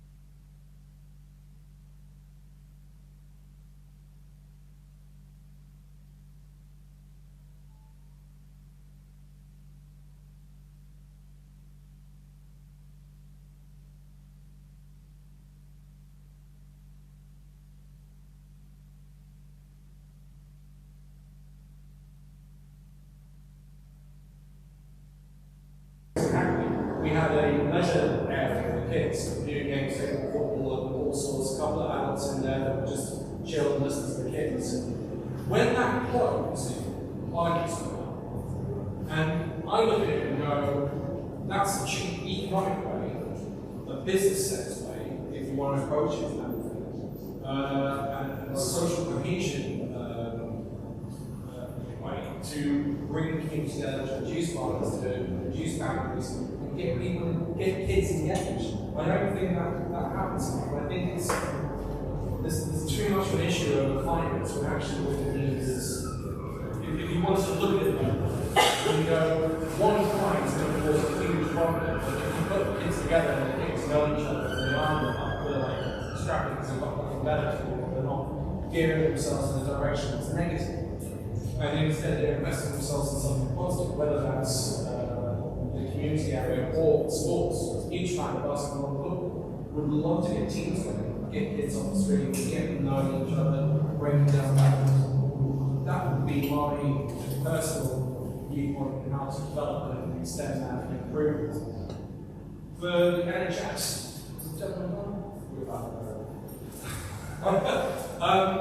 we joined that, Brexit, it's damaged it on such a deep level. So from day one that Brexit was announced, a year after that, we had a 90% reduction in the number of people who know Europe. Greece, Italy, and Spain have excess medical staff. And they can't promote it. They don't want to promote it because, again, they've got a perspective that we don't want them here, that we'll chase them out, that we're a bunch of racists, essentially. That's the perspective. I've had so many friends, Spanish, Italian, leave because they don't feel they're wanted, because they get yelled at, because they don't speak with an English accent. It's horrific. Absolutely horrific. So we're joining policies to give those staff there because they're in excess. My own personal experience. I travelled around Europe in December. I went to Italy, Spain, Germany, and France. And I interviewed people in the street about their sort of perspective on Brexit and how much actually they said they wanted us back. They said they felt that they lost a family. Now, the medical side, I went to pharmacies and asked all pharmacies in the area, I go to about 3 in each country. And I go, if you've got a medical shortage in ADHD medicine, in HRT meds, in antidepressants, in heart disease, osteoporosis, epilepsy, diabetes, acne, they didn't have any shortages. There are no shortages of them. There are here. And I've actually confronted the Minister of Health to say it's not. Is there a healthy book yellow place that's Steve? You don't know. So I like to tease. I actually approached the department and said, are you aware of this problem? Oh yeah, we're aware. You going to do anything about it? I think you can do. We need 2 labs. We've got 2 at the moment. We need 4. We need 2 more labs to be built in the UK. That means they need to start. They're medical staff. We don't have them because again, Brexit. Because again, we've got to find population.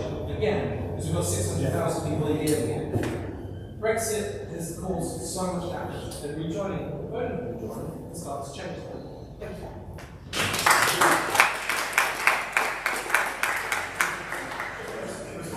So I really agree with you on sports. So I deal with marketing events every single day as a pair. And so one of the things we do is we get out on the sport pitch to diffuse and move that tension basically. So the multi-sports grassroots project is part of our manifesto and will deliver on that. Just more broadly, I'm surrounded by staff members who come from all sorts of other countries. So Filipinos, Nigerians, Ghanaians. There's a whole world of incredibly skilled people out there. And we don't need to get into just Europe at all. So that's another one. I finally want to add, I prescribe all of those medicines, always staying in, okay? That's just the reality. What I can tell you, what I can tell you is they don't come back to me and say, oh, we haven't been able to get that. That's just the reality.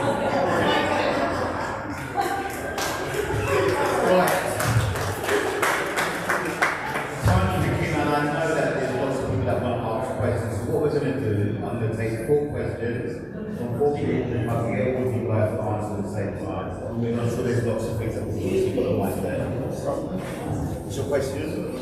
I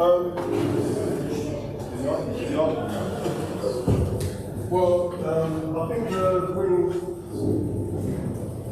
Green Party candidates sort of answered my question. There's been a lot of what said about the NHS, but it's not what I'm doing specifically about provision for mental health. And I'm thinking, especially in those that don't receive it or receive very long experience services, get sucked up into the criminal justice system, which isn't the right way to go.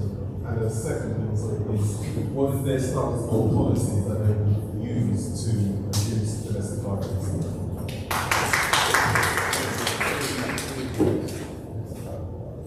Hi, well, thank you for your time today. We talked a lot about crime in the area and about knife crime, violent crime, and the elephant in the room here is drugs. My question is, what are you going to do about drug policy? Because time and time again, we've heard about people talk about cracking down on enforcement, cracking down on police, youth clubs, education. That has been around for 60, 70 years. And what we're seeing is more drug crime, more drug money, etc. What are you going to do to solve the issue?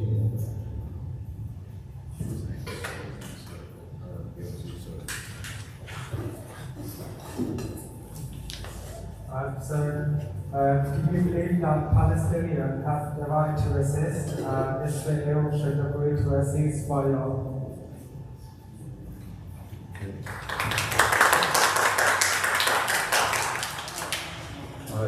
Good evening. My name is Stacey Lewis. I've lived and worked in the borough for 41 years. I've done a lot of work since the age of 16, working with young people in different guises. I'm the founder and CEO of Mentivity, which is a mentoring charity founded in 2016. There's a things that I've heard today haven't really resonated with me, let alone young people. So for example, Ben, in terms of education, your response was the figures and the tables, which are pretty much rigged because of the academies that come in and destroy communities. We need to re-centralize the school system because academies are causing problems in terms of our community that we see today through mass exclusions, the negligence, the cuts that the Tories have done since 2010. It's over 12.2 billion is needed now to recover the education system. In NHS, it's over 34 billion has been cut. So we've now got to think about how we're going to invest in our communities, invest in young people. Because we all have the same talk about youth clubs and community hubs, but what about the organisations that require the funding, that don't get the funding? What about regeneration, where social value should be at least 25%, that should be invested in communities, but isn't? So all this is doing is actually amplifying the marginalised communities in terms of the negative outputs that they're facing every single day. So my question to you is, in terms of young people, how are we going to strategically invest in young people to help them recover? Because the reason why young people are doing what they're doing is because they don't trust us, adults, including yourselves. They're totally disillusioned with the system, and this is why they're acting out, because they don't have any trust, they don't have any love, they don't have any spaces to actually express themselves. So what are you going to do to invest in schools, in community organisations, and the young people themselves?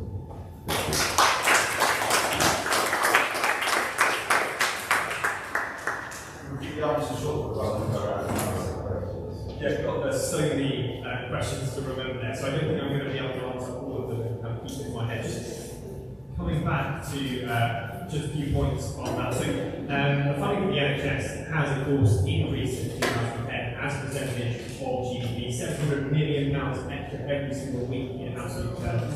That is a reality. So I just want to make that very clear. In terms of education, the funding per pupil has also increased. Part of our manifesto is increasing. We're also doing the same with the NHS. So that is just true. Maybe don't do that. What I would say is I agree with apprenticeships and not being so focused on academia. And so really big fan of A-levels and T-levels as well, and getting people into apprenticeships. 5.5 million people started apprenticeships since 2010. We're going to double down that, go further, give people opportunities. That's what really matters. A longer answer than I had intended as well. On the issue of drugs, well, I think that there's a really good white paper that you should read called Swiss Certain and Tough. You should look into. It's about basically avoiding people ending up in jail, in prison, for possession and use of drugs, and ideally, switching the punishments to different kinds of punishments. So things like penalty points for your license and fines rather than incarceration. So I think that's a really positive step for Conservatives to be very seriously.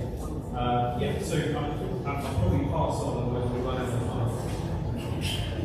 Thank you for that set of questions. Firstly, on mental health, where I agree mental health needs to have parity with physical health. We are committed to investing in mental health. We want to see mental health professionals in all of our schools.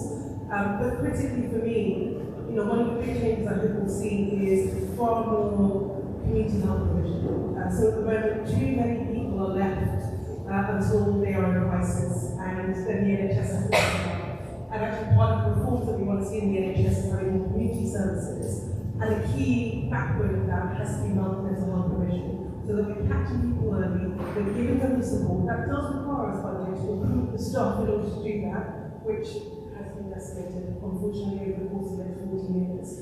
So this is something that across the Labour teams will probably prioritise. My job in Peckham is to make sure that when we are allocating funding, Peckham is getting its fair share, and that we're working with the mayor, we're working with the council to make sure that we have provision people can access. On drugs policy, if I can take drugs policy and youth, because you linked up the two. Look, we have done this before, and I disagree that actually preventative services like youth clubs didn't have an impact. They did. In fact,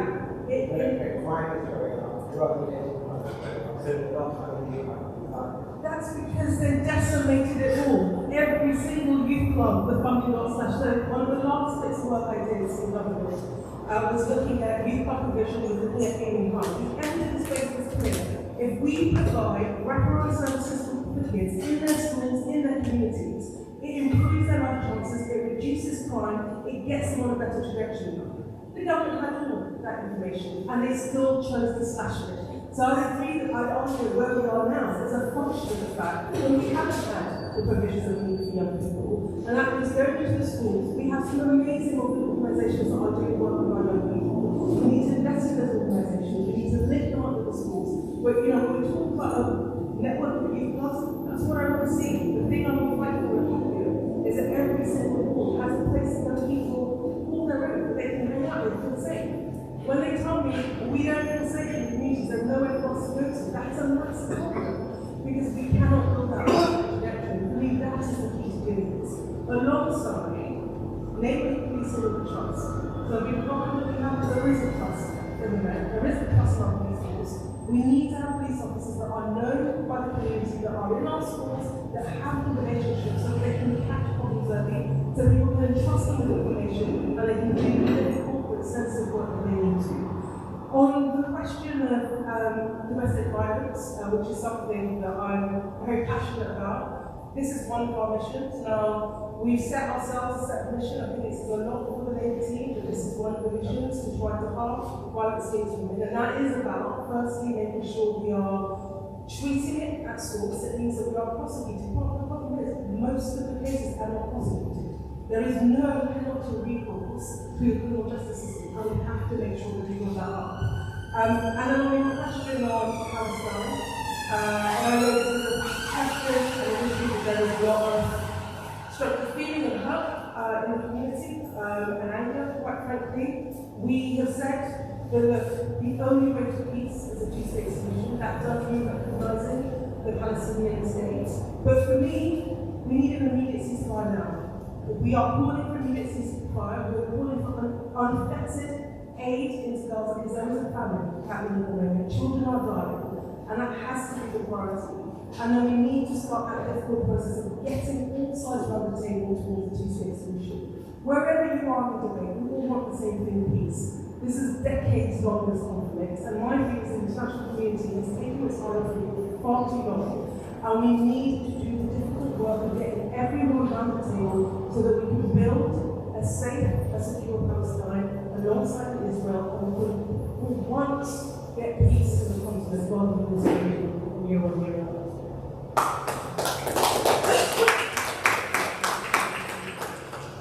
Okay, so for me to answer mental health, eating was, I may not answer it the way that you expect a politician to answer it, so I'm going to answer it in a community voice and basically how it goes. The drug issues that we have. Money is being stolen, there's lots of strategies are being stolen, lots of dealing with the root cause of why. The root cause of why people take drugs. So when we look at the drug issues that is happening within this borough, there are so many people that are, if you go to Peckham Square now, there are so many people out there that are drug users. But nobody's looking at why these individuals out there taking drugs. All we're doing is throwing money at it and then just saying, okay, well, what we need to do is we've got to move them on to where? So when we go back to mental health, now, I can only talk about my own personal views on mental health, and there's so many people that I have supported in this community in regards to mental health. Mental health is something that needs to be studied a bit more. When it comes to marginalised individuals, mental health is not taken seriously. They've been seen as they're either drug users, and it's because they've been smoking marijuana and cannabis and all the rest of the drugs that they've been taking. Not understanding that the pressures of life can cause so much mental health issues that people are facing. Now, I sit here and I listen to all of the parties talking about the big party politics words and everything that's going on within what Labour is doing for what Conservatives is doing, but nobody's really understanding about the issues that we are facing within our community. When we look at domestic violence, I was a victim of domestic violence. I am a survivor of domestic violence. So I know that the support for women going through domestic violence is not there. They do not understand what's happening with domestic violence. And when the police is to say interview somebody in regards to domestic violence, the way that they are treated as if they are the criminal, and they are not taken seriously. So domestic violence is something that I am so strongly and passionate about, in being able to change the way that women are treated when they are victims. And then we talked about the reset of academies in the education system. Like I said, I work within the education system, and it does not work. Young people are going through so much trauma within their personal life that they are not able to even go to school and pick up a pen and listen to what the teacher is teaching them. We need to understand that the system does not work. The system is broken. The system is not fit for purpose today, because the educational system is Victorian. The educational system needs to be fixed by individuals who are working with young people. And my aim is that when I'm elected, that our young people will have a voice in how their education works. Black history needs to be taught in our schools. Young people do not understand where they're coming from. Young people are disengaged from society. Their new parent is the Facebook and the Xboxes. That's their life. But for me, I want to work closely with every single organisation. I run an organisation called Safe and Sound Project, and we were based in Safe on Peckham Square. And we worked with so many young people that came through our doors that, do you know what, it's a shame that I didn't bring a lot of them here today. But they can tell you, it worked for them. It took them off the street. So my aim is that when I am elected, I will work tirelessly with every organisation that is working with young people to enable them to be the voice in Parliament. If you're not big enough, strong enough to want to go into Parliament, and I'm glad the Dragon said, I will go in there to be your voice. I will go in there to make sure that every person that is going through drug abuse, domestic violence, every education system that doesn't work, that you, the people of Peckham, will be my party, and I will help and sort enable you to be that voice, that your voice will be very important.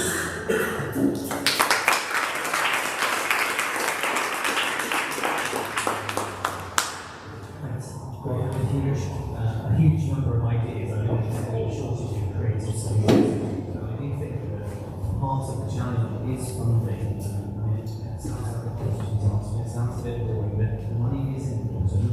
And unfortunately, over the last years of this Conservative government, the investment in these services has dropped significantly. So this will be an issue. I'm looking at the party's commitments to, for example, the NHS social care. The Institute for Fiscal Studies did some analysis today that it effectively concluded that the amount of additional funding that both the Conservative and Labour Party are proposing to put into these services is essentially tripling.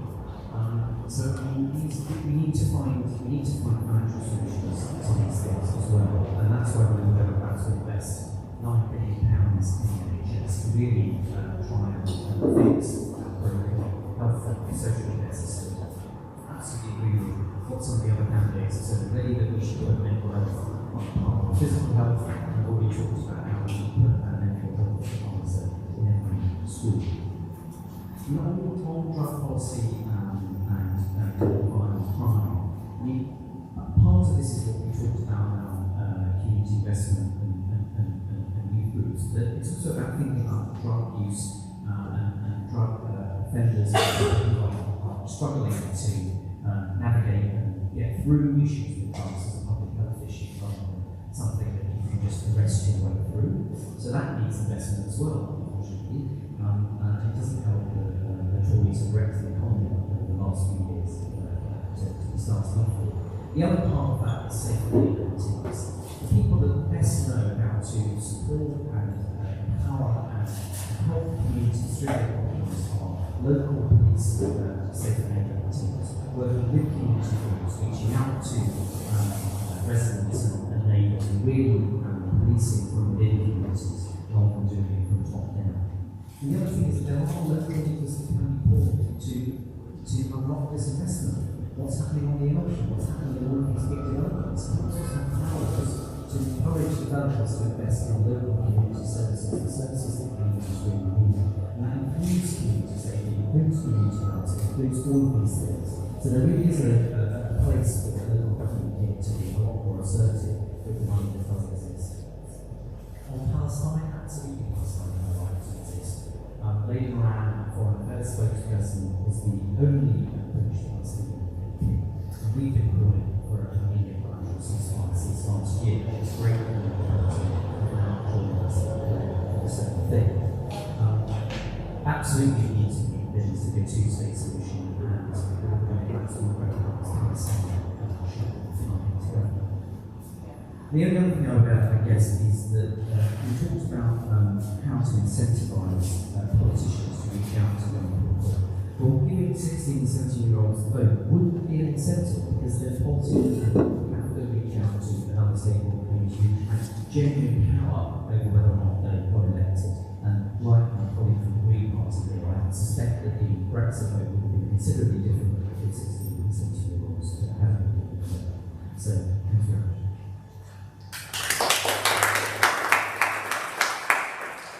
Right, there's so much stuff here. I'm just going to plug a little manifesto here. It's less than 50 pages. It's got all sorts of good stuff in it. But just to touch briefly on all of these subjects.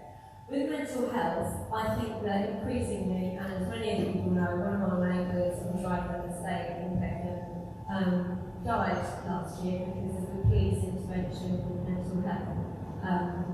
He was in crisis, the police rammed into his flat table, he fell off the balcony and he died. And I attended the vigil for this, and it really struck me the difference, you know, as a 5'4" little blonde white woman who's had friends and family members with mental health crisis, the difference in the way someone like me is treated and the way someone like my neighbour is treated. And to me, the police that we have is riddled with misogyny, with racism, with homophobia, and it really needs reform, you know, top to bottom. It's not one bad apple, there's loads of rotten apples in there. Anyone who's been over police will know that. People who've been disproportionately stop and search know that. We like to stop and search. We like to stop facial recognition software because in the AI that's built in that it's racist, it's also sexist. It's not something that we want to welcome to our streets.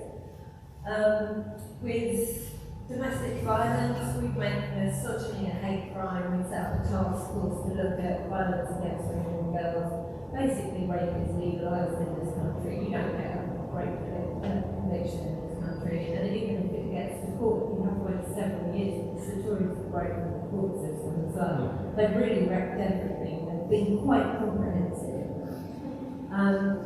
For education, we bring academies under local authority control, but also we take the police out of schools. They've got no place in schools.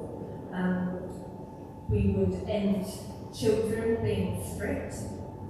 restrict and search by the police. We think that that's foreign and there's no need for that to happen unless it's a really extreme case, and it never seems to be a really extreme case. Instead of having police in our schools, we put in a counsellor and a school nurse in every school so there's access to primary health care for young people there. And we would treat drugs as a public health issue, because it is a public health issue. If you've known anyone who's in the throes of addiction, it's an illness.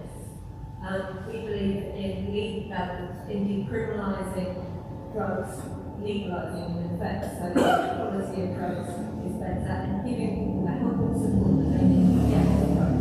If that's what they want, not just drugs, alcohol as well. We need to invest so strongly in that. And I know it sounds, and everyone always goes, oh, that's great, you're agreeing to your economic government, so you can spend all this fantasy money. Well, we have got a plan for that. We want to tax wealthy, we want to tax the top 2% of people, and it will raise 50 billion a year, 30 billion of which we would invest in our NHS, 20 billion we invest in social care, because that's something we haven't even touched upon. Also, we like to extend kids coming out of state care, get looked after until they're 21. Because, you know, that's what your mum and dad do. They don't stop caring about you when you're 16 or 17. They're getting into that, and that's what we should be doing as a society.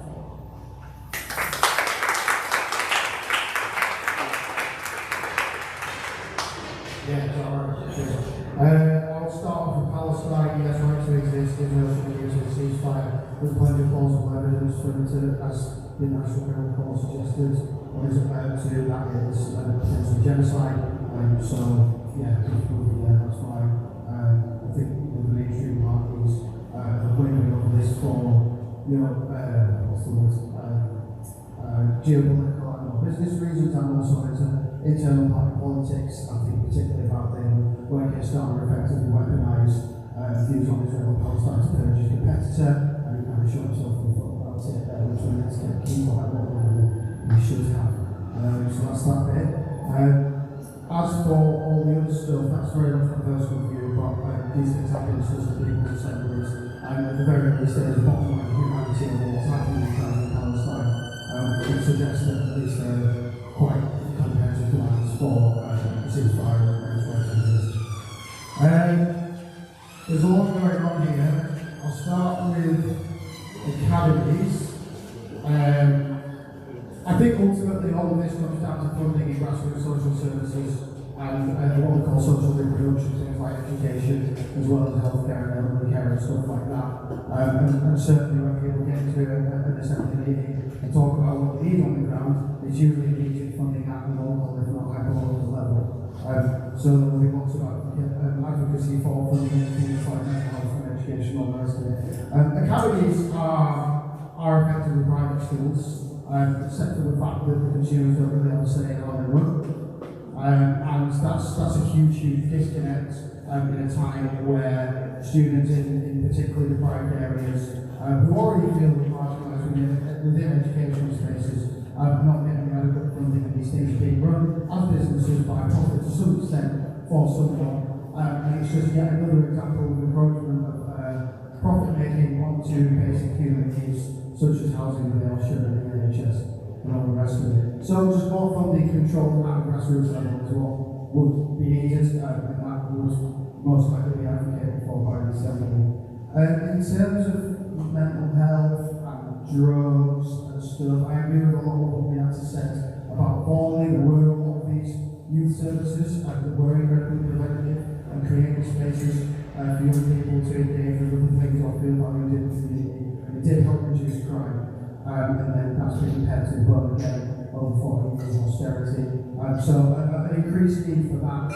And then, I just don't want to go on too long, but I think both with drugs and gender-based violence, with domestic violence, is that a lot of the narrative around how we resolve these things now are incredibly punitive. Particularly with gender-based violence, yes, prosecution rates are woefully low. I think it's 0.001% of rape cases end up in a conviction, which is 1 in 10,000, and only about 25% of rape cases are reported, so it's actually even less. So that does need to happen, absolutely.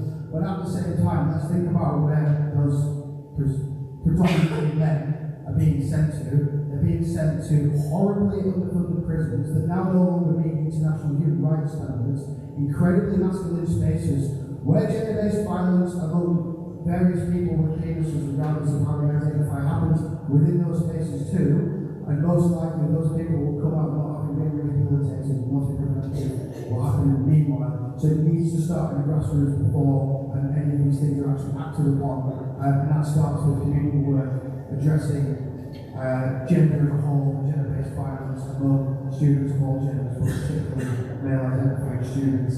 And I think that has some overlap with the issue of drugs, in the sense that there is the issue of drug addiction and actually escapism.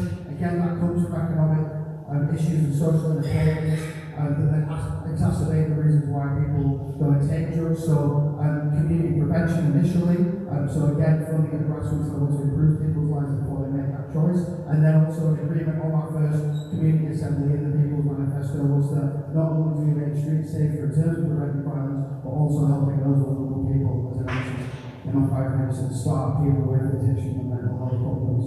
But I would say that violence around drugs, in terms of drugs as a trade, my personal view would be that that is the symptom, not the cause, and that if we legalise drugs tomorrow and we made Pokemon cards illegal, people would go out and start killing each other over Pokemon cards instead. Alright? So that's why I do think that I personally do think that some drugs should be legalised, but I'm not going to advocate that on behalf of the Assembly, but certainly regardless of what the thing is about, marginalised people not having economic opportunities within a legal framework being pushed out to marginalised spaces. Alright? So it doesn't matter what the thing is to some extent. Obviously drugs are very important in terms of how they affect other people, but it's about that preventative youth work, community work, addressing things like structural racism and misogyny and all the rest of it, combined with the funding and not giving it to like businesses like schools and healthcare and housing.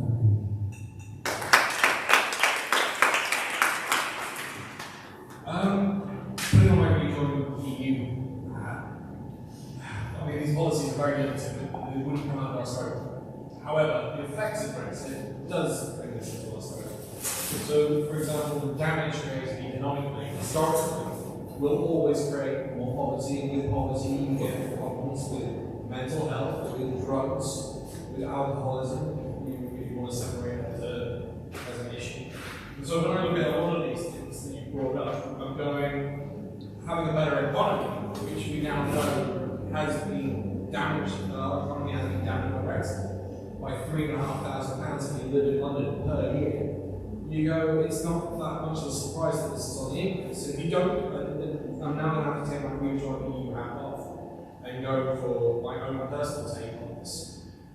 It is investment in people. It's investment in youth. It's investment in our medical services.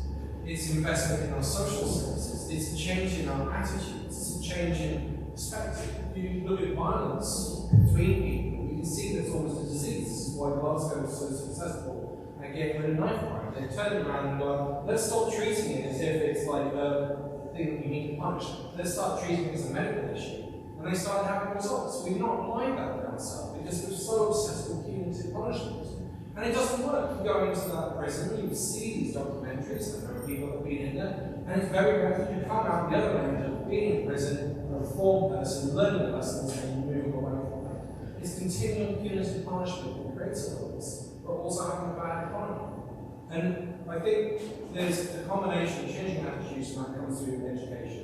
I think there's stabilising the economy, and I think there's an investment in our social services. We talk about police. Police are social service techniques. They've got to come in and deal with someone with a mental health problem. Why on earth would you have that as a system when their entire job is to punish people and arrest them when they're going through something? It's insane. It makes no sense. On socials, it makes sense if you want to cut your services. So you don't want to invest in them. I'd go with, as well, rural policies that brought up earlier. I'd have councils in every single school. All those kids are going hungry. Why? Because the economy's been damaged. Why? Because these guys have been for 14 years. They need to be looked after. They're not even eating. How do you expect them to concentrate in class? They're not concentrating in class. They're not learning. They're not clearing themselves up to get a drink. They're more likely to go in directions that are not good. And so I think that's where our fail is, and that's me putting on line count. It's investment and changing attitudes. Thank you.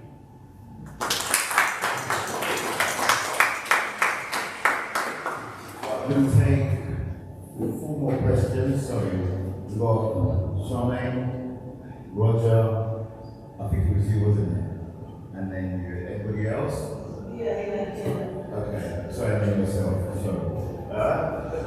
Right, so.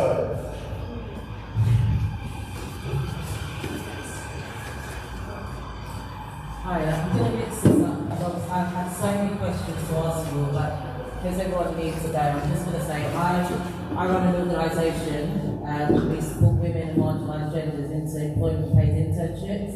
I'm based in Southwark, it's called SL Creative Projects, and we've had real issues with people from our communities getting into employment and keeping their employment, and the main issues are high childcare costs, housing, and I know you guys have sat on the panel and said, oh, we need more housing. There are so many housing and buildings in this area that are actually not being used. They're empty, and it's a real issue. And it's really affecting so many people. Not having work affects people's mental health, it affects their families, it affects childcare, it affects the children's education, all of those things.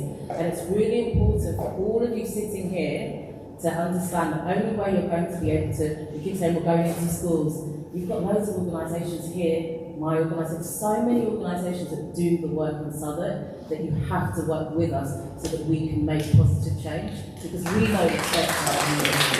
So I wish you all good luck, and I really want to make sure that things that you're really taking what we're saying into account, because this time is really important.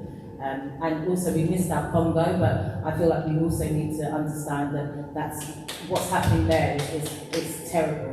So let's not forget them. Let's not forget that all these things that are happening, that we must speak up. And that's it. So yeah, good luck.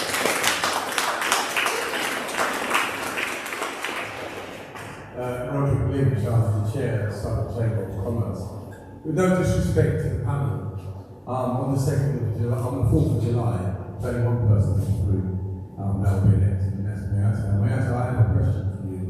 And that question is this: I've heard you say some good things tonight, I've heard some good things from Jennifer Blake in the community. No disrespect to the others, it's just a wish list, because you have got a lot to do what this borough needs.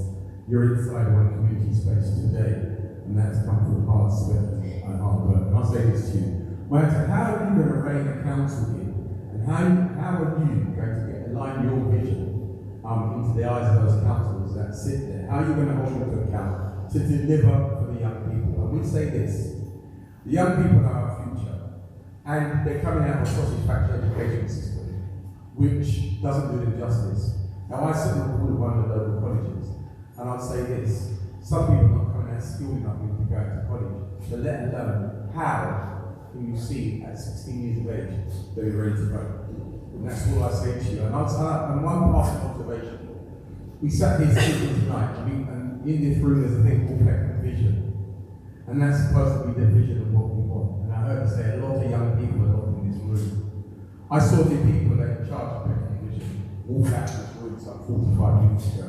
Where is the respect to what the community is saying? I saw Harry Harman's campaign run so many of these campaigns that have not benefited the community, regardless of what we say, have not benefited.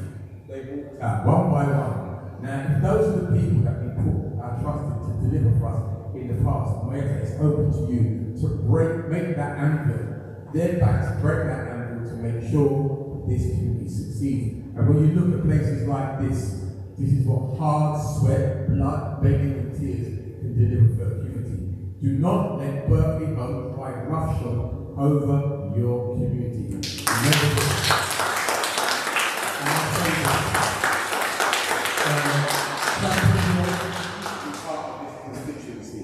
And what happened? The Greendale Community Association saw off the American developers that wanted to build hundreds of 800, 700 flats on their football club down Channel. It took 6 years and they sold them off. Berkeley Homes, you're not going to get them, allow them to do what was done to Wood Dean. They decanted Wood Dean and the people moved out.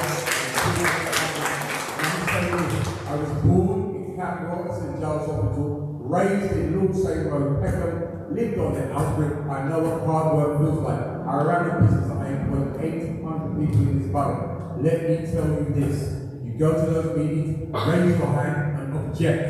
Sadi can't help you. They'll go to Sadi, once you object, it won't happen. Equal power. Thank you.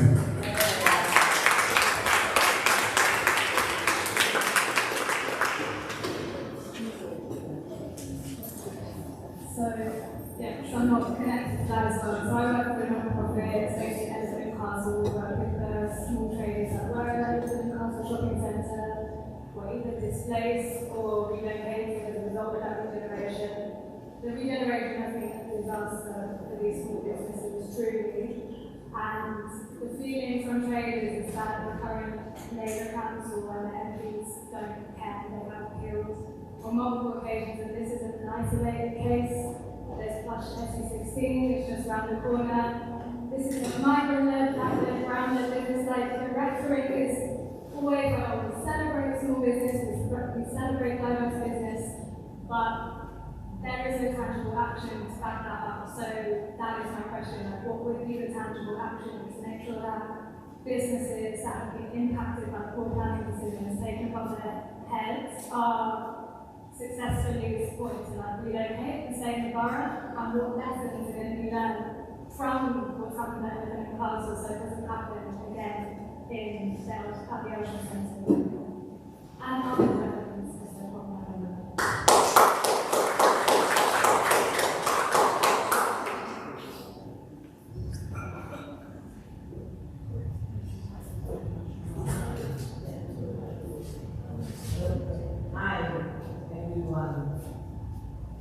I can see you smiling.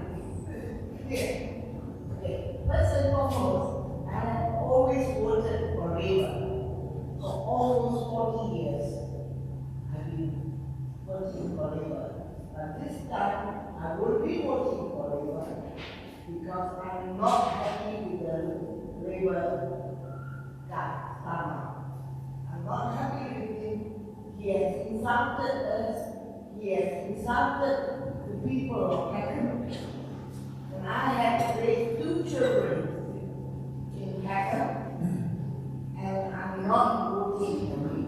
Secondly, I will not vote for Nigel Farage. He has insulted all the black people. He has insulted the Indians. He has insulted the Windrush people. And here I have gone all around Peckham. I spent days and days telling them not to vote for him or Labour. And they have listened to me. All the shops in Peckham have listened to me. And all the Indians have listened to me. Because it's the Indians who also brought up Labour. So I want to make them know that the independents have very good chances, and I will vote for independence.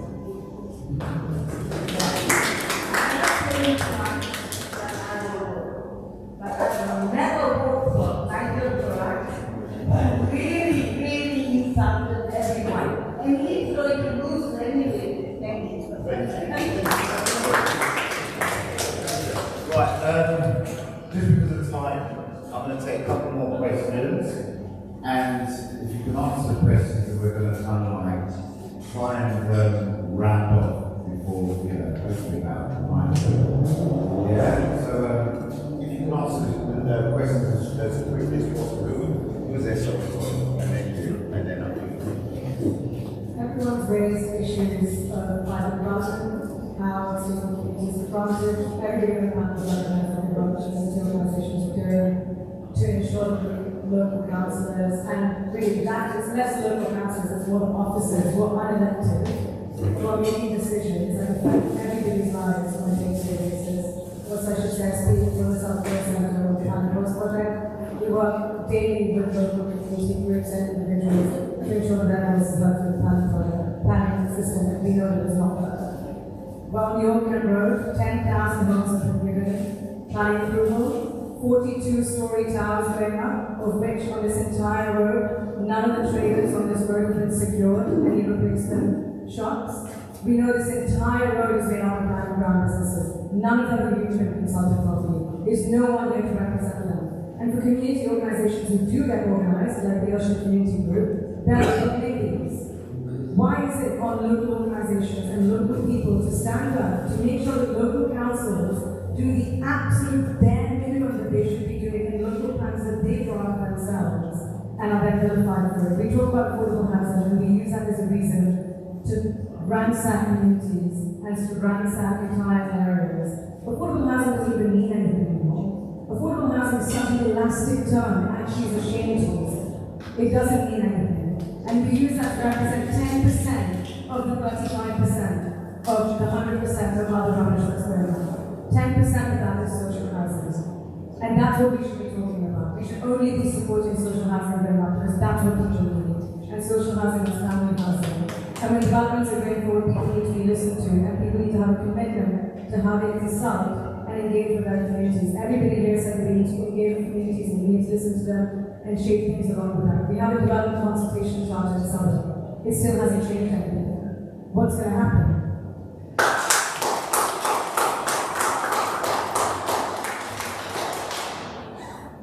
Hi, mine's a very simple one. You can answer it literally 3 words, yes or no for each one.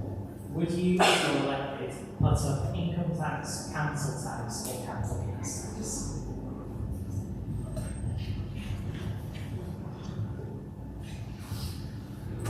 Good evening, my name is Charmaine. I also run a local community interest company.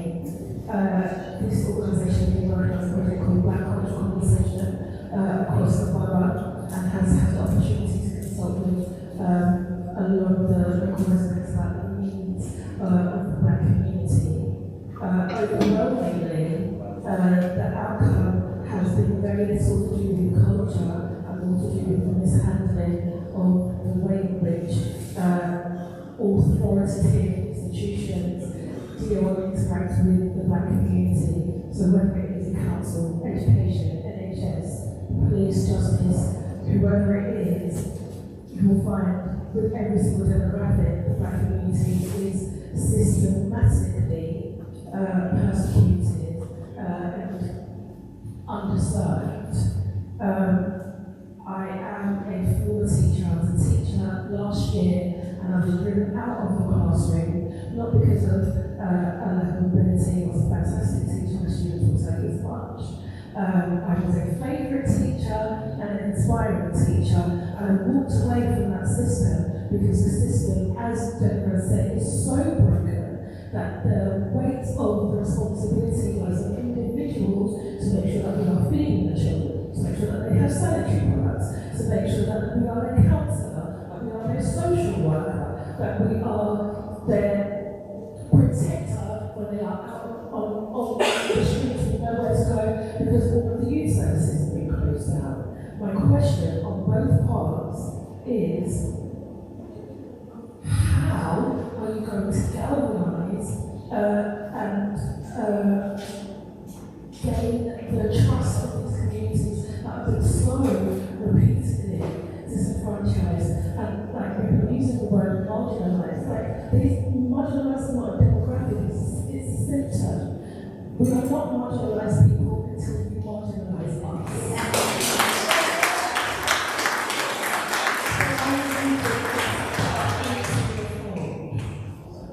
Particularly, I have to say to Miasa because, you know, we think that Labour showed on this such a time and we saw what happened with Diana and we have discussed it. We do not trust.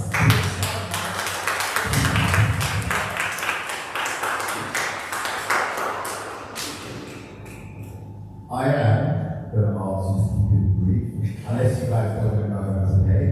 It's unfortunate that we're having to speed it up, but as you know, it was a shock call for the election. We were hoping that we were going to have a programme up until October, November, but we had to plan it all in, so I'm sorry if you don't get to hear all the answers to questions, but I'm sure I'm not going to change it both ways.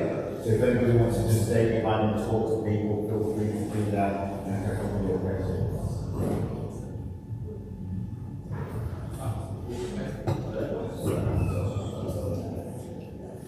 I will try and cover all the questions and do it briefly. On that key question about employment, and I think it's bigger than that, I think it's about economic empowerment. And this is what I have been trying to fight for the last 15 years. The thing I hear time and time again is there are no opportunities. Where is the progression? Where are the jobs that we get out of work, multiple jobs that we can feed our families?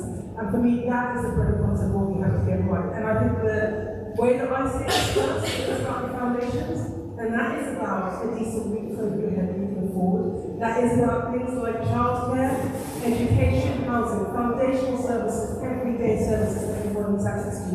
It's not where we are now. That is not where we are now. We are a long way from that. But that has to be what we build up to. And that's a 10-year project, and I've been very honest about that because of where we are. But that has to be, we have to build those foundations for people. The second is then creating those opportunities.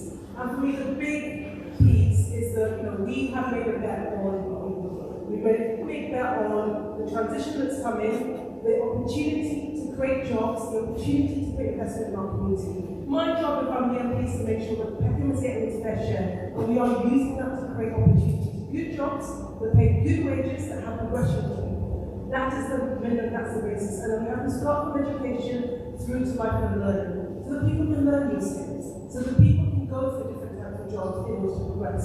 But economic empowerment, that's something I hear time and time again, particularly in the black community. So I'm very, very clear. That is the business I've been in for the last 15 years. We are a long way from where we need to go, but that is what we need to continue to see in front of us. On the council, look, let me be very clear.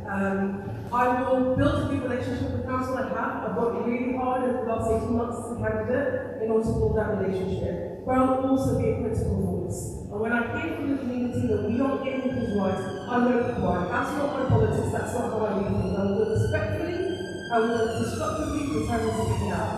Because in the end, the council, yes, has faced the difficulty of trying to deliver stuff in the context of Conservative government. Our chance now, and the thing I've been fighting for, is to have a Labour MP, a Labour council, a Labour mayor, a Labour government. We have no excuse now. We've got to get it right. The community are very clear about the things that are working and that aren't working. My job is firstly to work with the council to say, what does it the community want, how are we going to deliver it? The second piece is to recognise that not everything is moving into the council. If you take something like housing, they've built housing against the backdrop of the government driving through year-on-year cuts to our affordable housing project. And so if I can work alongside the council, alongside the mayor to make sure that we are doing the right things with the national government, assuming we get a Labour government, but people have to vote for that Labour government if they want that change, to make sure that we are then doing the things that the community wants. And then the final thing I'll say on, which links to kind of regeneration, which we haven't got right. I don't think we've got the behaviour right. 8% affordable is not right, but we can learn. And so, I was at the Tustin estate. I think that is an example of regeneration where every single council home is replaced by design.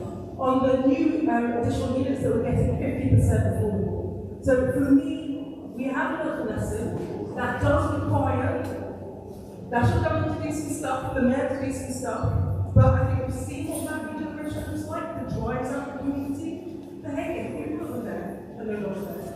They've been completely spread from our community. So we've seen the worst of it, we've also seen, I think, the best of it. And that is a model. I'm already on the case to get Angela Rayner, if we win, and Matthew Pempeople in to say, this is what it would look like. This is working with the community. The TRA have been there every step of the way. They've designed this in a way that works for the community. They have built affordable growth. This is what we need to see as well. On small businesses, so look, I've spent a lot of time on my trade and these street talking to the traders, it's essential. Most of them can't see past a year, they can't see past 18 months. They are on their last legs. And so for me, when we talk about growing the economy, it is how does it work for those businesses that aren't the big businesses, aren't the high-secondary areas. And that is about making sure they are in the room, making sure they are co-produced. So when we regenerate Old Pit Road, when we're thinking about the ocean, where are those businesses around the table saying, how does this work for us? If there's Section 106, how are we getting our share? So one of the reasons I agreed to chair the Southern Land Commission last year was because we don't do development that works for community benefit.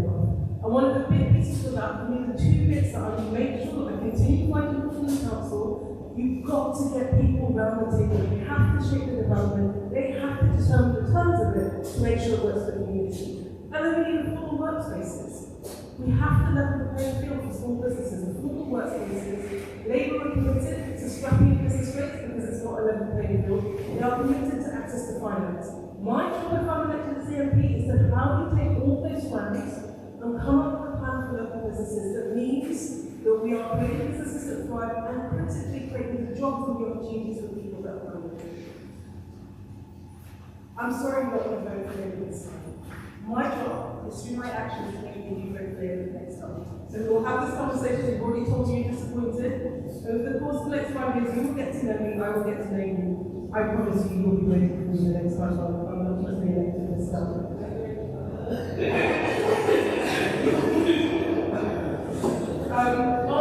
We discussed the income tax, the national insurance, and the late leadership, whether people agree or not, have made the judgment that the way we get investment. By the way, no one has asked for the fact that we need more investment. We have had a decade and a half of chronic investment in every part of our world, every part of our economy. That has to turn down. They have made a bet that means that we've got to boost the economy. Our job if we're elected is to make that real from day one. And that is about a government that's far more influential, that's far more muscular in order to drive the economy so it works for people, doing that in partnership with business. That's how we can get the scale of investment that means that we can repair the damage that's been done over the next 15 years. And then that piece on trust with the community. Look, I take this seriously. I've spent the last 18 months speaking to people in the community, whether that is knocking on doors, whether that is going into community spaces, because in the end, one person can be a catalyst for change, and one person can't drive change. You need to work with others, you need to be part of the movement to do that. There are people doing amazing work in our community. If I'm elected, my job is how we bring that together to make sure that we are greater than the sum of our parts. And that is about building trust. And you know, I'm not in the business of words. I can promise anything. If I can say and do a whole lot of things, it will be in action. I'm impatient for change. Our community needs change. And my job is to sit around the table with all the other people, if I'm elected, who want change in this community and to make it happen. The only way we shift from the apathy, the frustration, the anger, which I feel, because I'm talking to people in the community, I'm not blind. I hear the anger, I hear the disappointment, we have always voted Labour. We haven't always had Labour government, unfortunately, but I hear people say that. It is about action. We've got a chance. For anyone that is wavering, I'm sorry I can't persuade you, you will not get change unless you have a Labour government. And you will not get a Labour government unless you vote for MPs like me. And my job in that government is to make sure that we are doing our part for Peckham. Not on my own, but sitting and standing with the community, working with the community, working with the council to get the change we need. I'm under no illusions about how tough things are, but I'm absolutely clear that it can change. But that requires us working together if I'm elected, and that is what I am absolutely determined.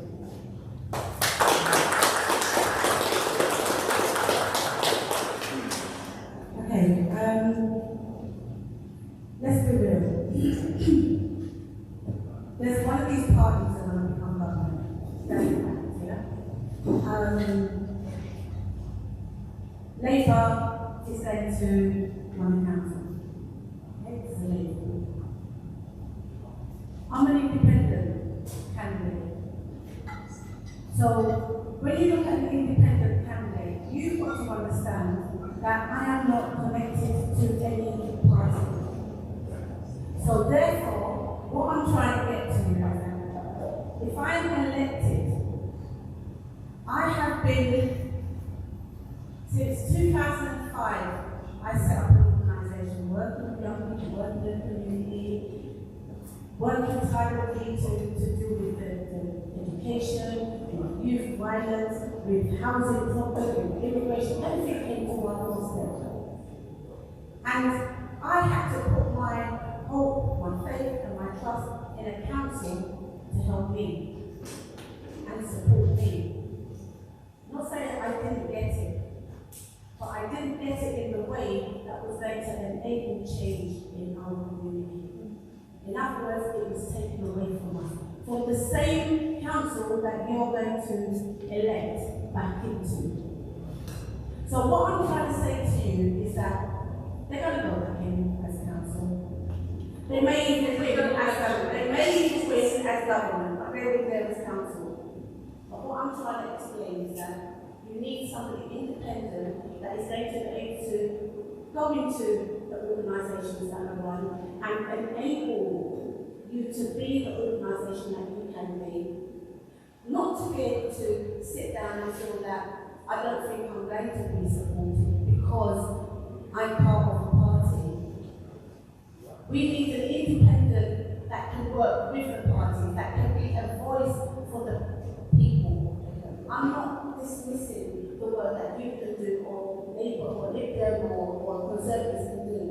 That's not a problem. My problem is that there's so much passion in what we do in the community as community people. We are the ones that are out there at night time trying to pick up the pieces when young people are falling apart, when families are falling apart. We are the ones that are in the community that are picking up the pieces. When, as far as some people are concerned, Parliament closes at 5 o'clock. The work that we do in the community does not close at 5 o'clock, it continues. And to have somebody elected that can stand in the gap for organisations, that can be that voice for organisations, that can be that voice for people that are being generalised in housing, the disrepairs, the crime on the street, businesses. I run a business in Peckham. I know the disheartening about what it takes in order to run a business, to not get the support from the council. You have got to know that you are going to elect somebody that is going to work with you for 5 years. If it hasn't happened already, how do you expect it's going to happen again if you keep voting the same way? You can't keep voting the same way. You have to give somebody else that opportunity, and I am that person that has experienced what the people of Peckham are suffering. And I'm here to support every organisation, every person, every issue. And I'm not doing it alone, I'm doing it with the people of Peckham. I can't do it alone. So I can't go back and say, oh, the party, this and the party can do that, and the party. I'm not a party. The party are the people of Peckham, and it's the voice of the people of Peckham that is going to be in the House of Parliament. I will hold the council accountable for the things that they have promised, the dead promises that they have promised over decades. I will make those promises. The council will be accountable for it. But people of Peckham, we need to vote differently if you want to see change.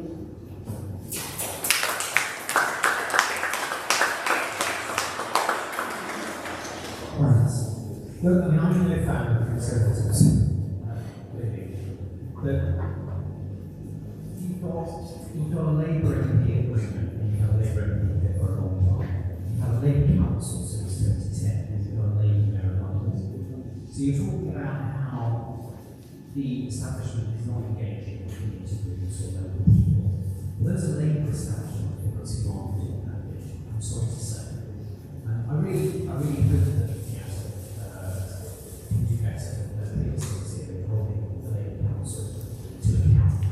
pushing them to do better on community engagement.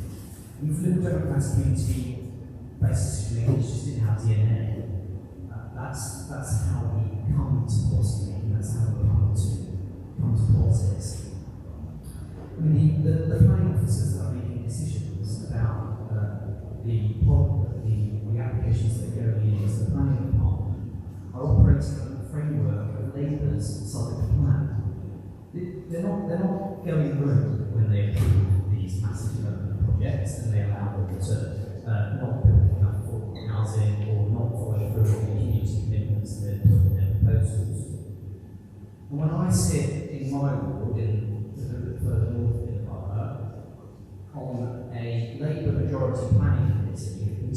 community votes through projects that come forward for concrete and glass towers, blocks, flats for millionaires, it's the Liberal Democrat, the one other person in that committee that is either voting against or abstaining or asking the really hard questions. And it's Liberal Democrat or councillors who are doing the work. And I do this work myself in Borough of Bankside. Most of my time is spent working with residents, community representatives, local groups who feel utterly powerless against this machine that's coming at them. And it's beyond confusing. We are all overwhelmed by the planning process, which is completely broken. So it needs to change. We don't have to completely overhaul it and introduce a neighbourhood-based, community-rooted planning system that really puts community decision-making at the heart of the regulations here. But just remember, you have a Labour council at the moment that is political for this stuff. So you really do need to call them out on it. And there is an alternative in independents, in the Liberal Democrats, in the Greens, and other people on this stage. You don't just have to vote Labour. There is an alternative. There are progressive alternatives in Suffolk, and there are progressive alternatives in Peckham.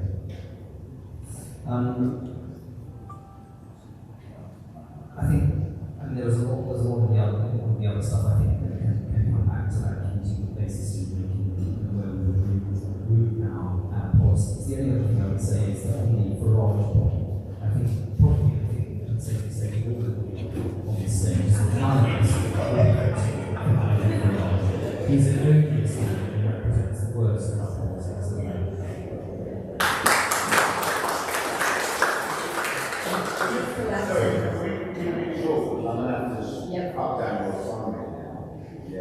I'll be as quick as I can. Just to add to that, and Farage, this is one thing the Green Party doesn't really say public, so I bet I'm going to anyway. That's who I named my council's tumour. But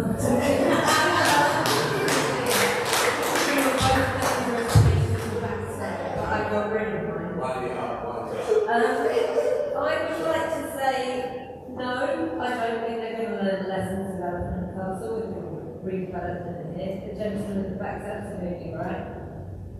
We're all fairly certain that the answer is going to be on XMP. It's just a question of whether she toes the party line and is a yes woman like Harriet Coleman has been for the last 40 years, or whether she stands up. I believe what she said, so my faith is in what she said. Yeah, well, I absolutely do hope that that is the case. But the reason that I got involved in politics is it seems to me in Southwark, Labour just seems to think we're better than the Tories and that's enough. And for me, that's not enough. We all deserve a lot better than that. We deserve to down. I can't speak to your experience. I'm very clearly a very pasty white Irish girl. But I am so sorry that you've been driven out of teaching because you do sound like a pretty marvellous teacher and it's really lost in the education system. And I'm appalled that you've been treated that way.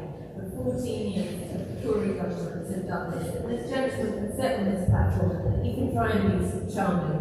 But your policies have decimated the lives of most of the people in this room in one way or another. Your party, for my mum died alone in 2020. That I can never forgive you for. I think there's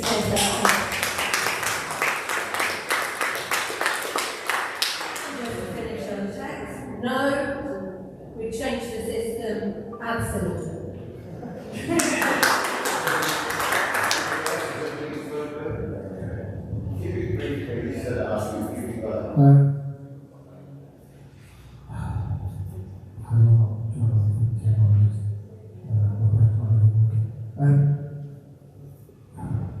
I'm trying to think about everything altogether. Basically, I believe that when communities get together and make decisions as an assembly, they immediately realise how much power has been extracted from them, often in the form of capital, and that happens with development.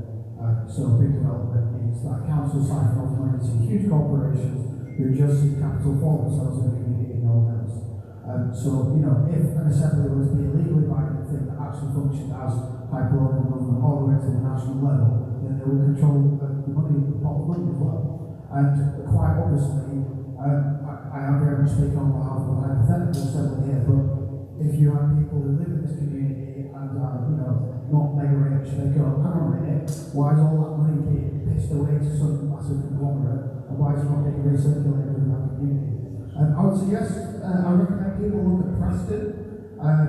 Lots of northern towns have been decimated by 15 years of austerity. Preston has survived incredibly well because it's done a thing where it's got like the local university, the hospital, and significant businesses to ensure that as often as possible tenders for big contracts are kept locally as possible and that they only look outwards when it's necessary. And I think that's something that should be implemented across the country, and I can see local assemblies all advocating for that because it just makes really sense. Until you need a service that you don't have on a doorstep, why would you go outside to look for it? And I don't see that as protectionist, I don't see that as closed-minded, I see that as keeping wealth where it should remain. Okay, ladies and gentlemen, I will make this quick, I promise. Thank you very much. I think there was a compliment somewhere, I appreciate that. And I'm very angry at the illegal Democrat for stealing my joke.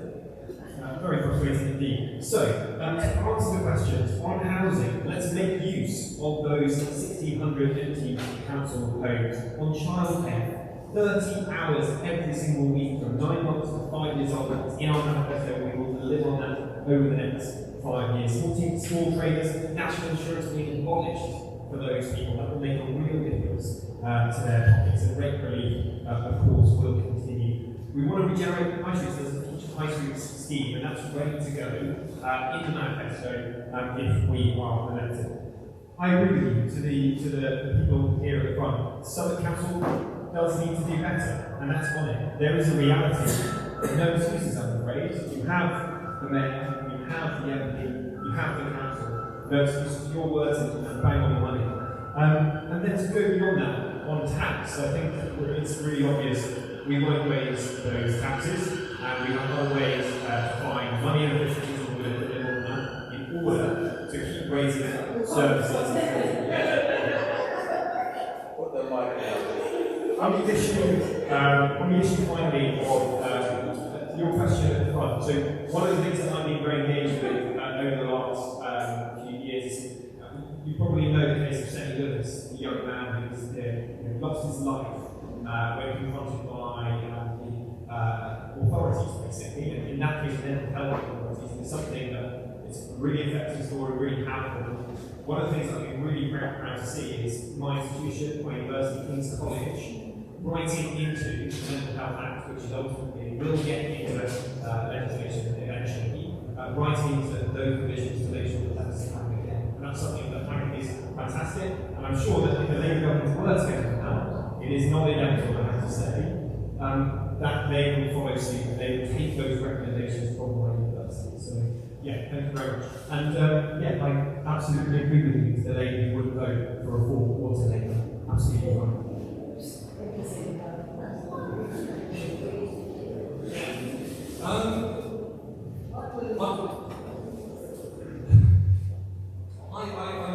I've listened to both candidates here, most of them here. You're an economist by trade. You know Brexit can't work, and it's going to cost about $1 trillion to fix, and it'll take 14 years. It's still supporting party. They've had 17 scandals in the Conservative Party. We still support them. It baffles me. It's almost like you've just gone for the power instead of the purpose. I think to answer your question, the only way I can win you guys over is to build trust. And the only way I can build trust with you is to listen and sit back and go, you tell me what the problem is, and then I come down to where you guys are and I try and work with you as much as possible. That's how you build trust. That's how I've always built trust. But the other thing is, if you didn't give me your vote and I managed to get him as an MP, I am incredibly annoying and incredibly good at getting people's attention. And I think one of the biggest problems that you guys have is that no one's listening to you. I'm very adept at doing that. I get people's attention. That's why I have a YouTube channel. That's why I've got 18,000 subscribers now in 2 years. Because I know how to get attention. And I will turn around and say that one of the things I find really baffling about Peckham isn't talked about my working in a couple of years being how good the food is. And it's because they're all independent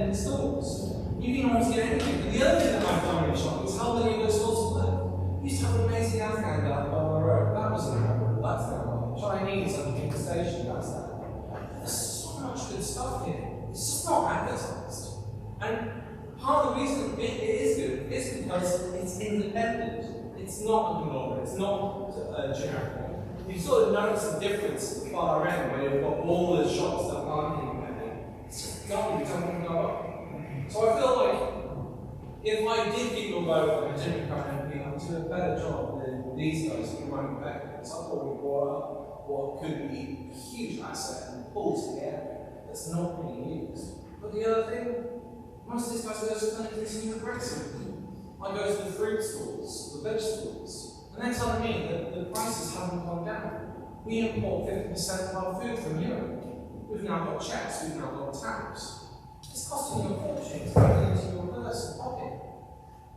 I also turn around and say, in about 2 years, I don't think Stone's going to fix it. And you're going to see that. I'm happy to make that prediction based on historical fact and understanding of economics. You'll just be like, well, what was the point in that? It will not fix anything until you try and start to solve problems created by Brexit. You like it? You look so happy about heading out that way. I'll do you a favour. I won't do an speech. I'll say this. I'll come and listen to all of you guys. Like, I can see that people in the community who want to talk, want to be there. I'll come and speak to you. If you want to speak to me, I'll stay at the end and I'll listen to all of you. And I'll even come down to where you guys are. And I'll listen. And I'll put my thoughts across and I'll listen to yours. All I can therefore say is vote you join. Thank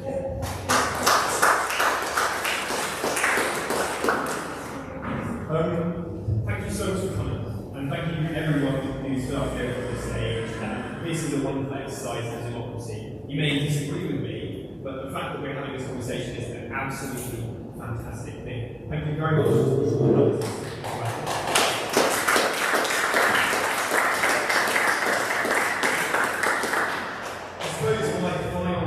Thing to say would be, remember this, that if you vote Labour on July 4th, they will not listen. They lose their incentive to listen. And I'd also urge you to vote Conservative on July 4th. Thank you very much. It's about that. Have a really good evening.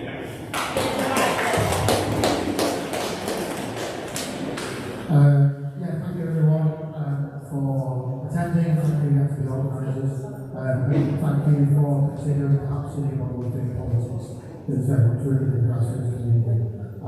It's been fantastic to hear such a wealth of voices of experience and very legitimate frustrations about a variety of personal and structural things, which just goes to show how many sort of community heroes there are out here who I would suggest help us develop these people's assemblies so that we can concentrate and galvanise that power in a more effective way to pressure elected representatives and anyone to replace them so that we make decisions here on the ground and we control them here on the ground.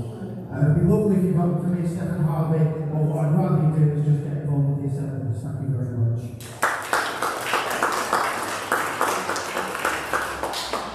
Thank you all so much for being part of the conversation. Thank you to Nicholas for getting us all together. A big thank you to all the candidates for the respectful, collegial way in which I think we conducted the conversation today. I think this is how politics should be. This is what we need, a generation of politicians coming in to try and achieve. Look, we've heard a lot, we've spoken about a lot of issues. And the thing that I've taken away is it feels broken. Our community is bearing the brunt of so much that is broken and has been broken over the course of the last 40 years.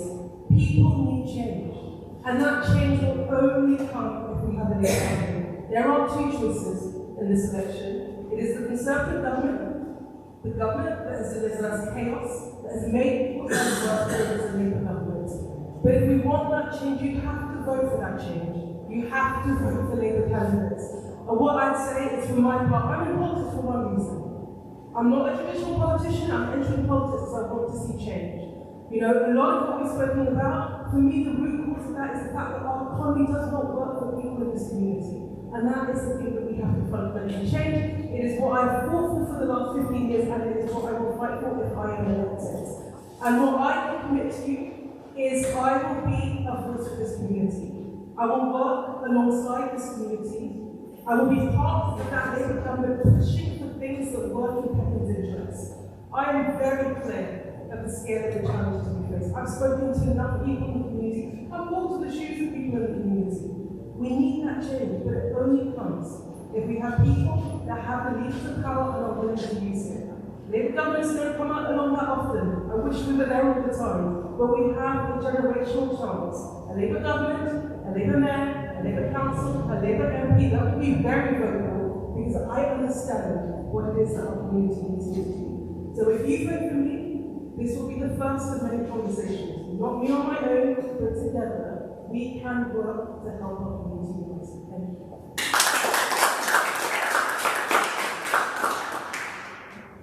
My foundation is this. If you need change, you need to change your heart.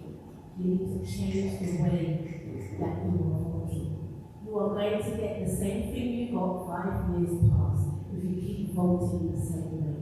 Vote independent. Vote Jennifer Blake for change.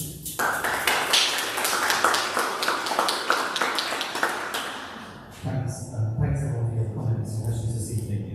And as the other candidates have said, I think it's really great that we can participate in this way, in a really good conversation. And I've learned a lot. I think I was particularly struck by the passion and growth of affordable housing, for the disillusionment that's felt like a lot of communities now, to have this big development and how we keep that development safe. So there's a huge amount to do. And not terribly relying on my guess, but I'm going to wishing out what is it lucky in doing that on July 5th. I really do hope that you take the passion that we expressed here today and you hold this Labour Council to account, because they seriously need to keep up the ball.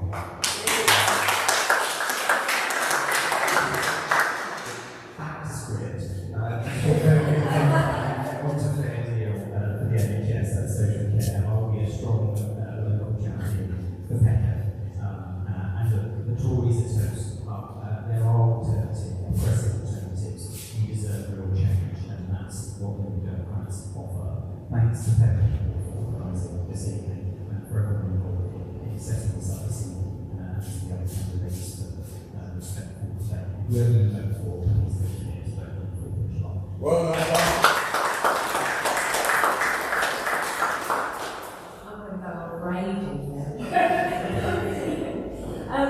I wanted to echo what the others have said. Thanks everyone for being respectful of each other's opinions. Thank you for the great questions that you asked. I got involved in politics because I wanted to be different. I didn't think that Labour were offering a different option, particularly from the Conservatives. And what's happened over the last few months hasn't changed my point of view on that very much. To me, it's very much like Coke and Diet Coke. I think we need a lot more radical, progressive changes in this country, and here's Starmer's Labour is willing to bring. That's why I would urge you to use the vote for bring, because the more votes that we get, the more that Overton window that's been shifted to the right, to the right, to the right, shift back to the left. And that's what we all need. That's what our community needs. So, on 4th of July, I'll say yes.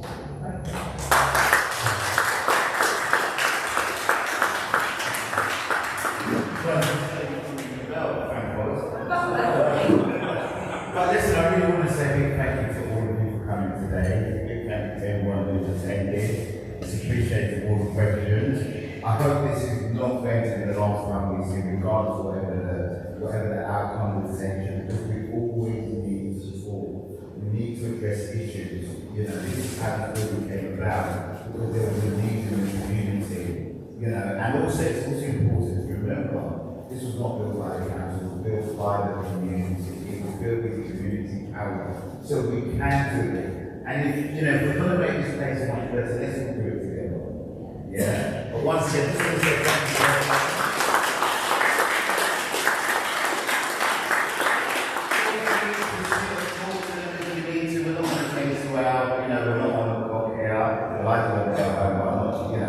Listen, feel free to swap numbers, and remember, July 4th, go out and vote.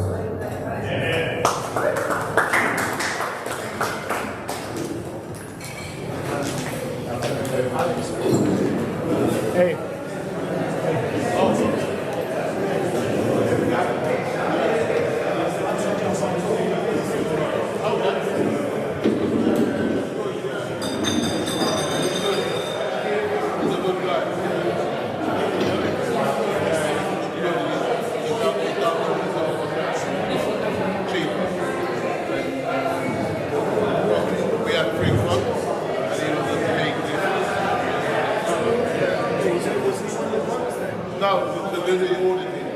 we had 3 quotes, and he was by far different.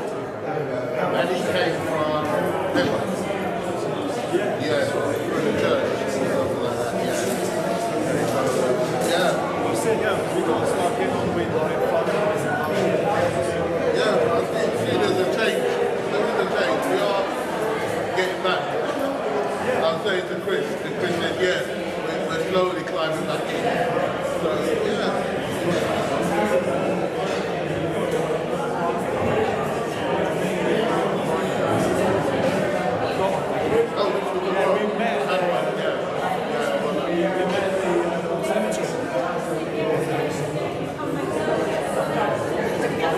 You're playing thingy now? Yeah. It's in the Ayrsham Centre. Yeah, that's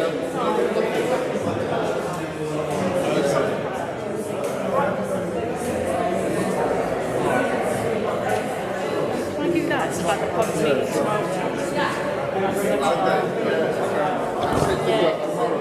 Yeah, tomorrow everybody can show up and we can make the voice heard.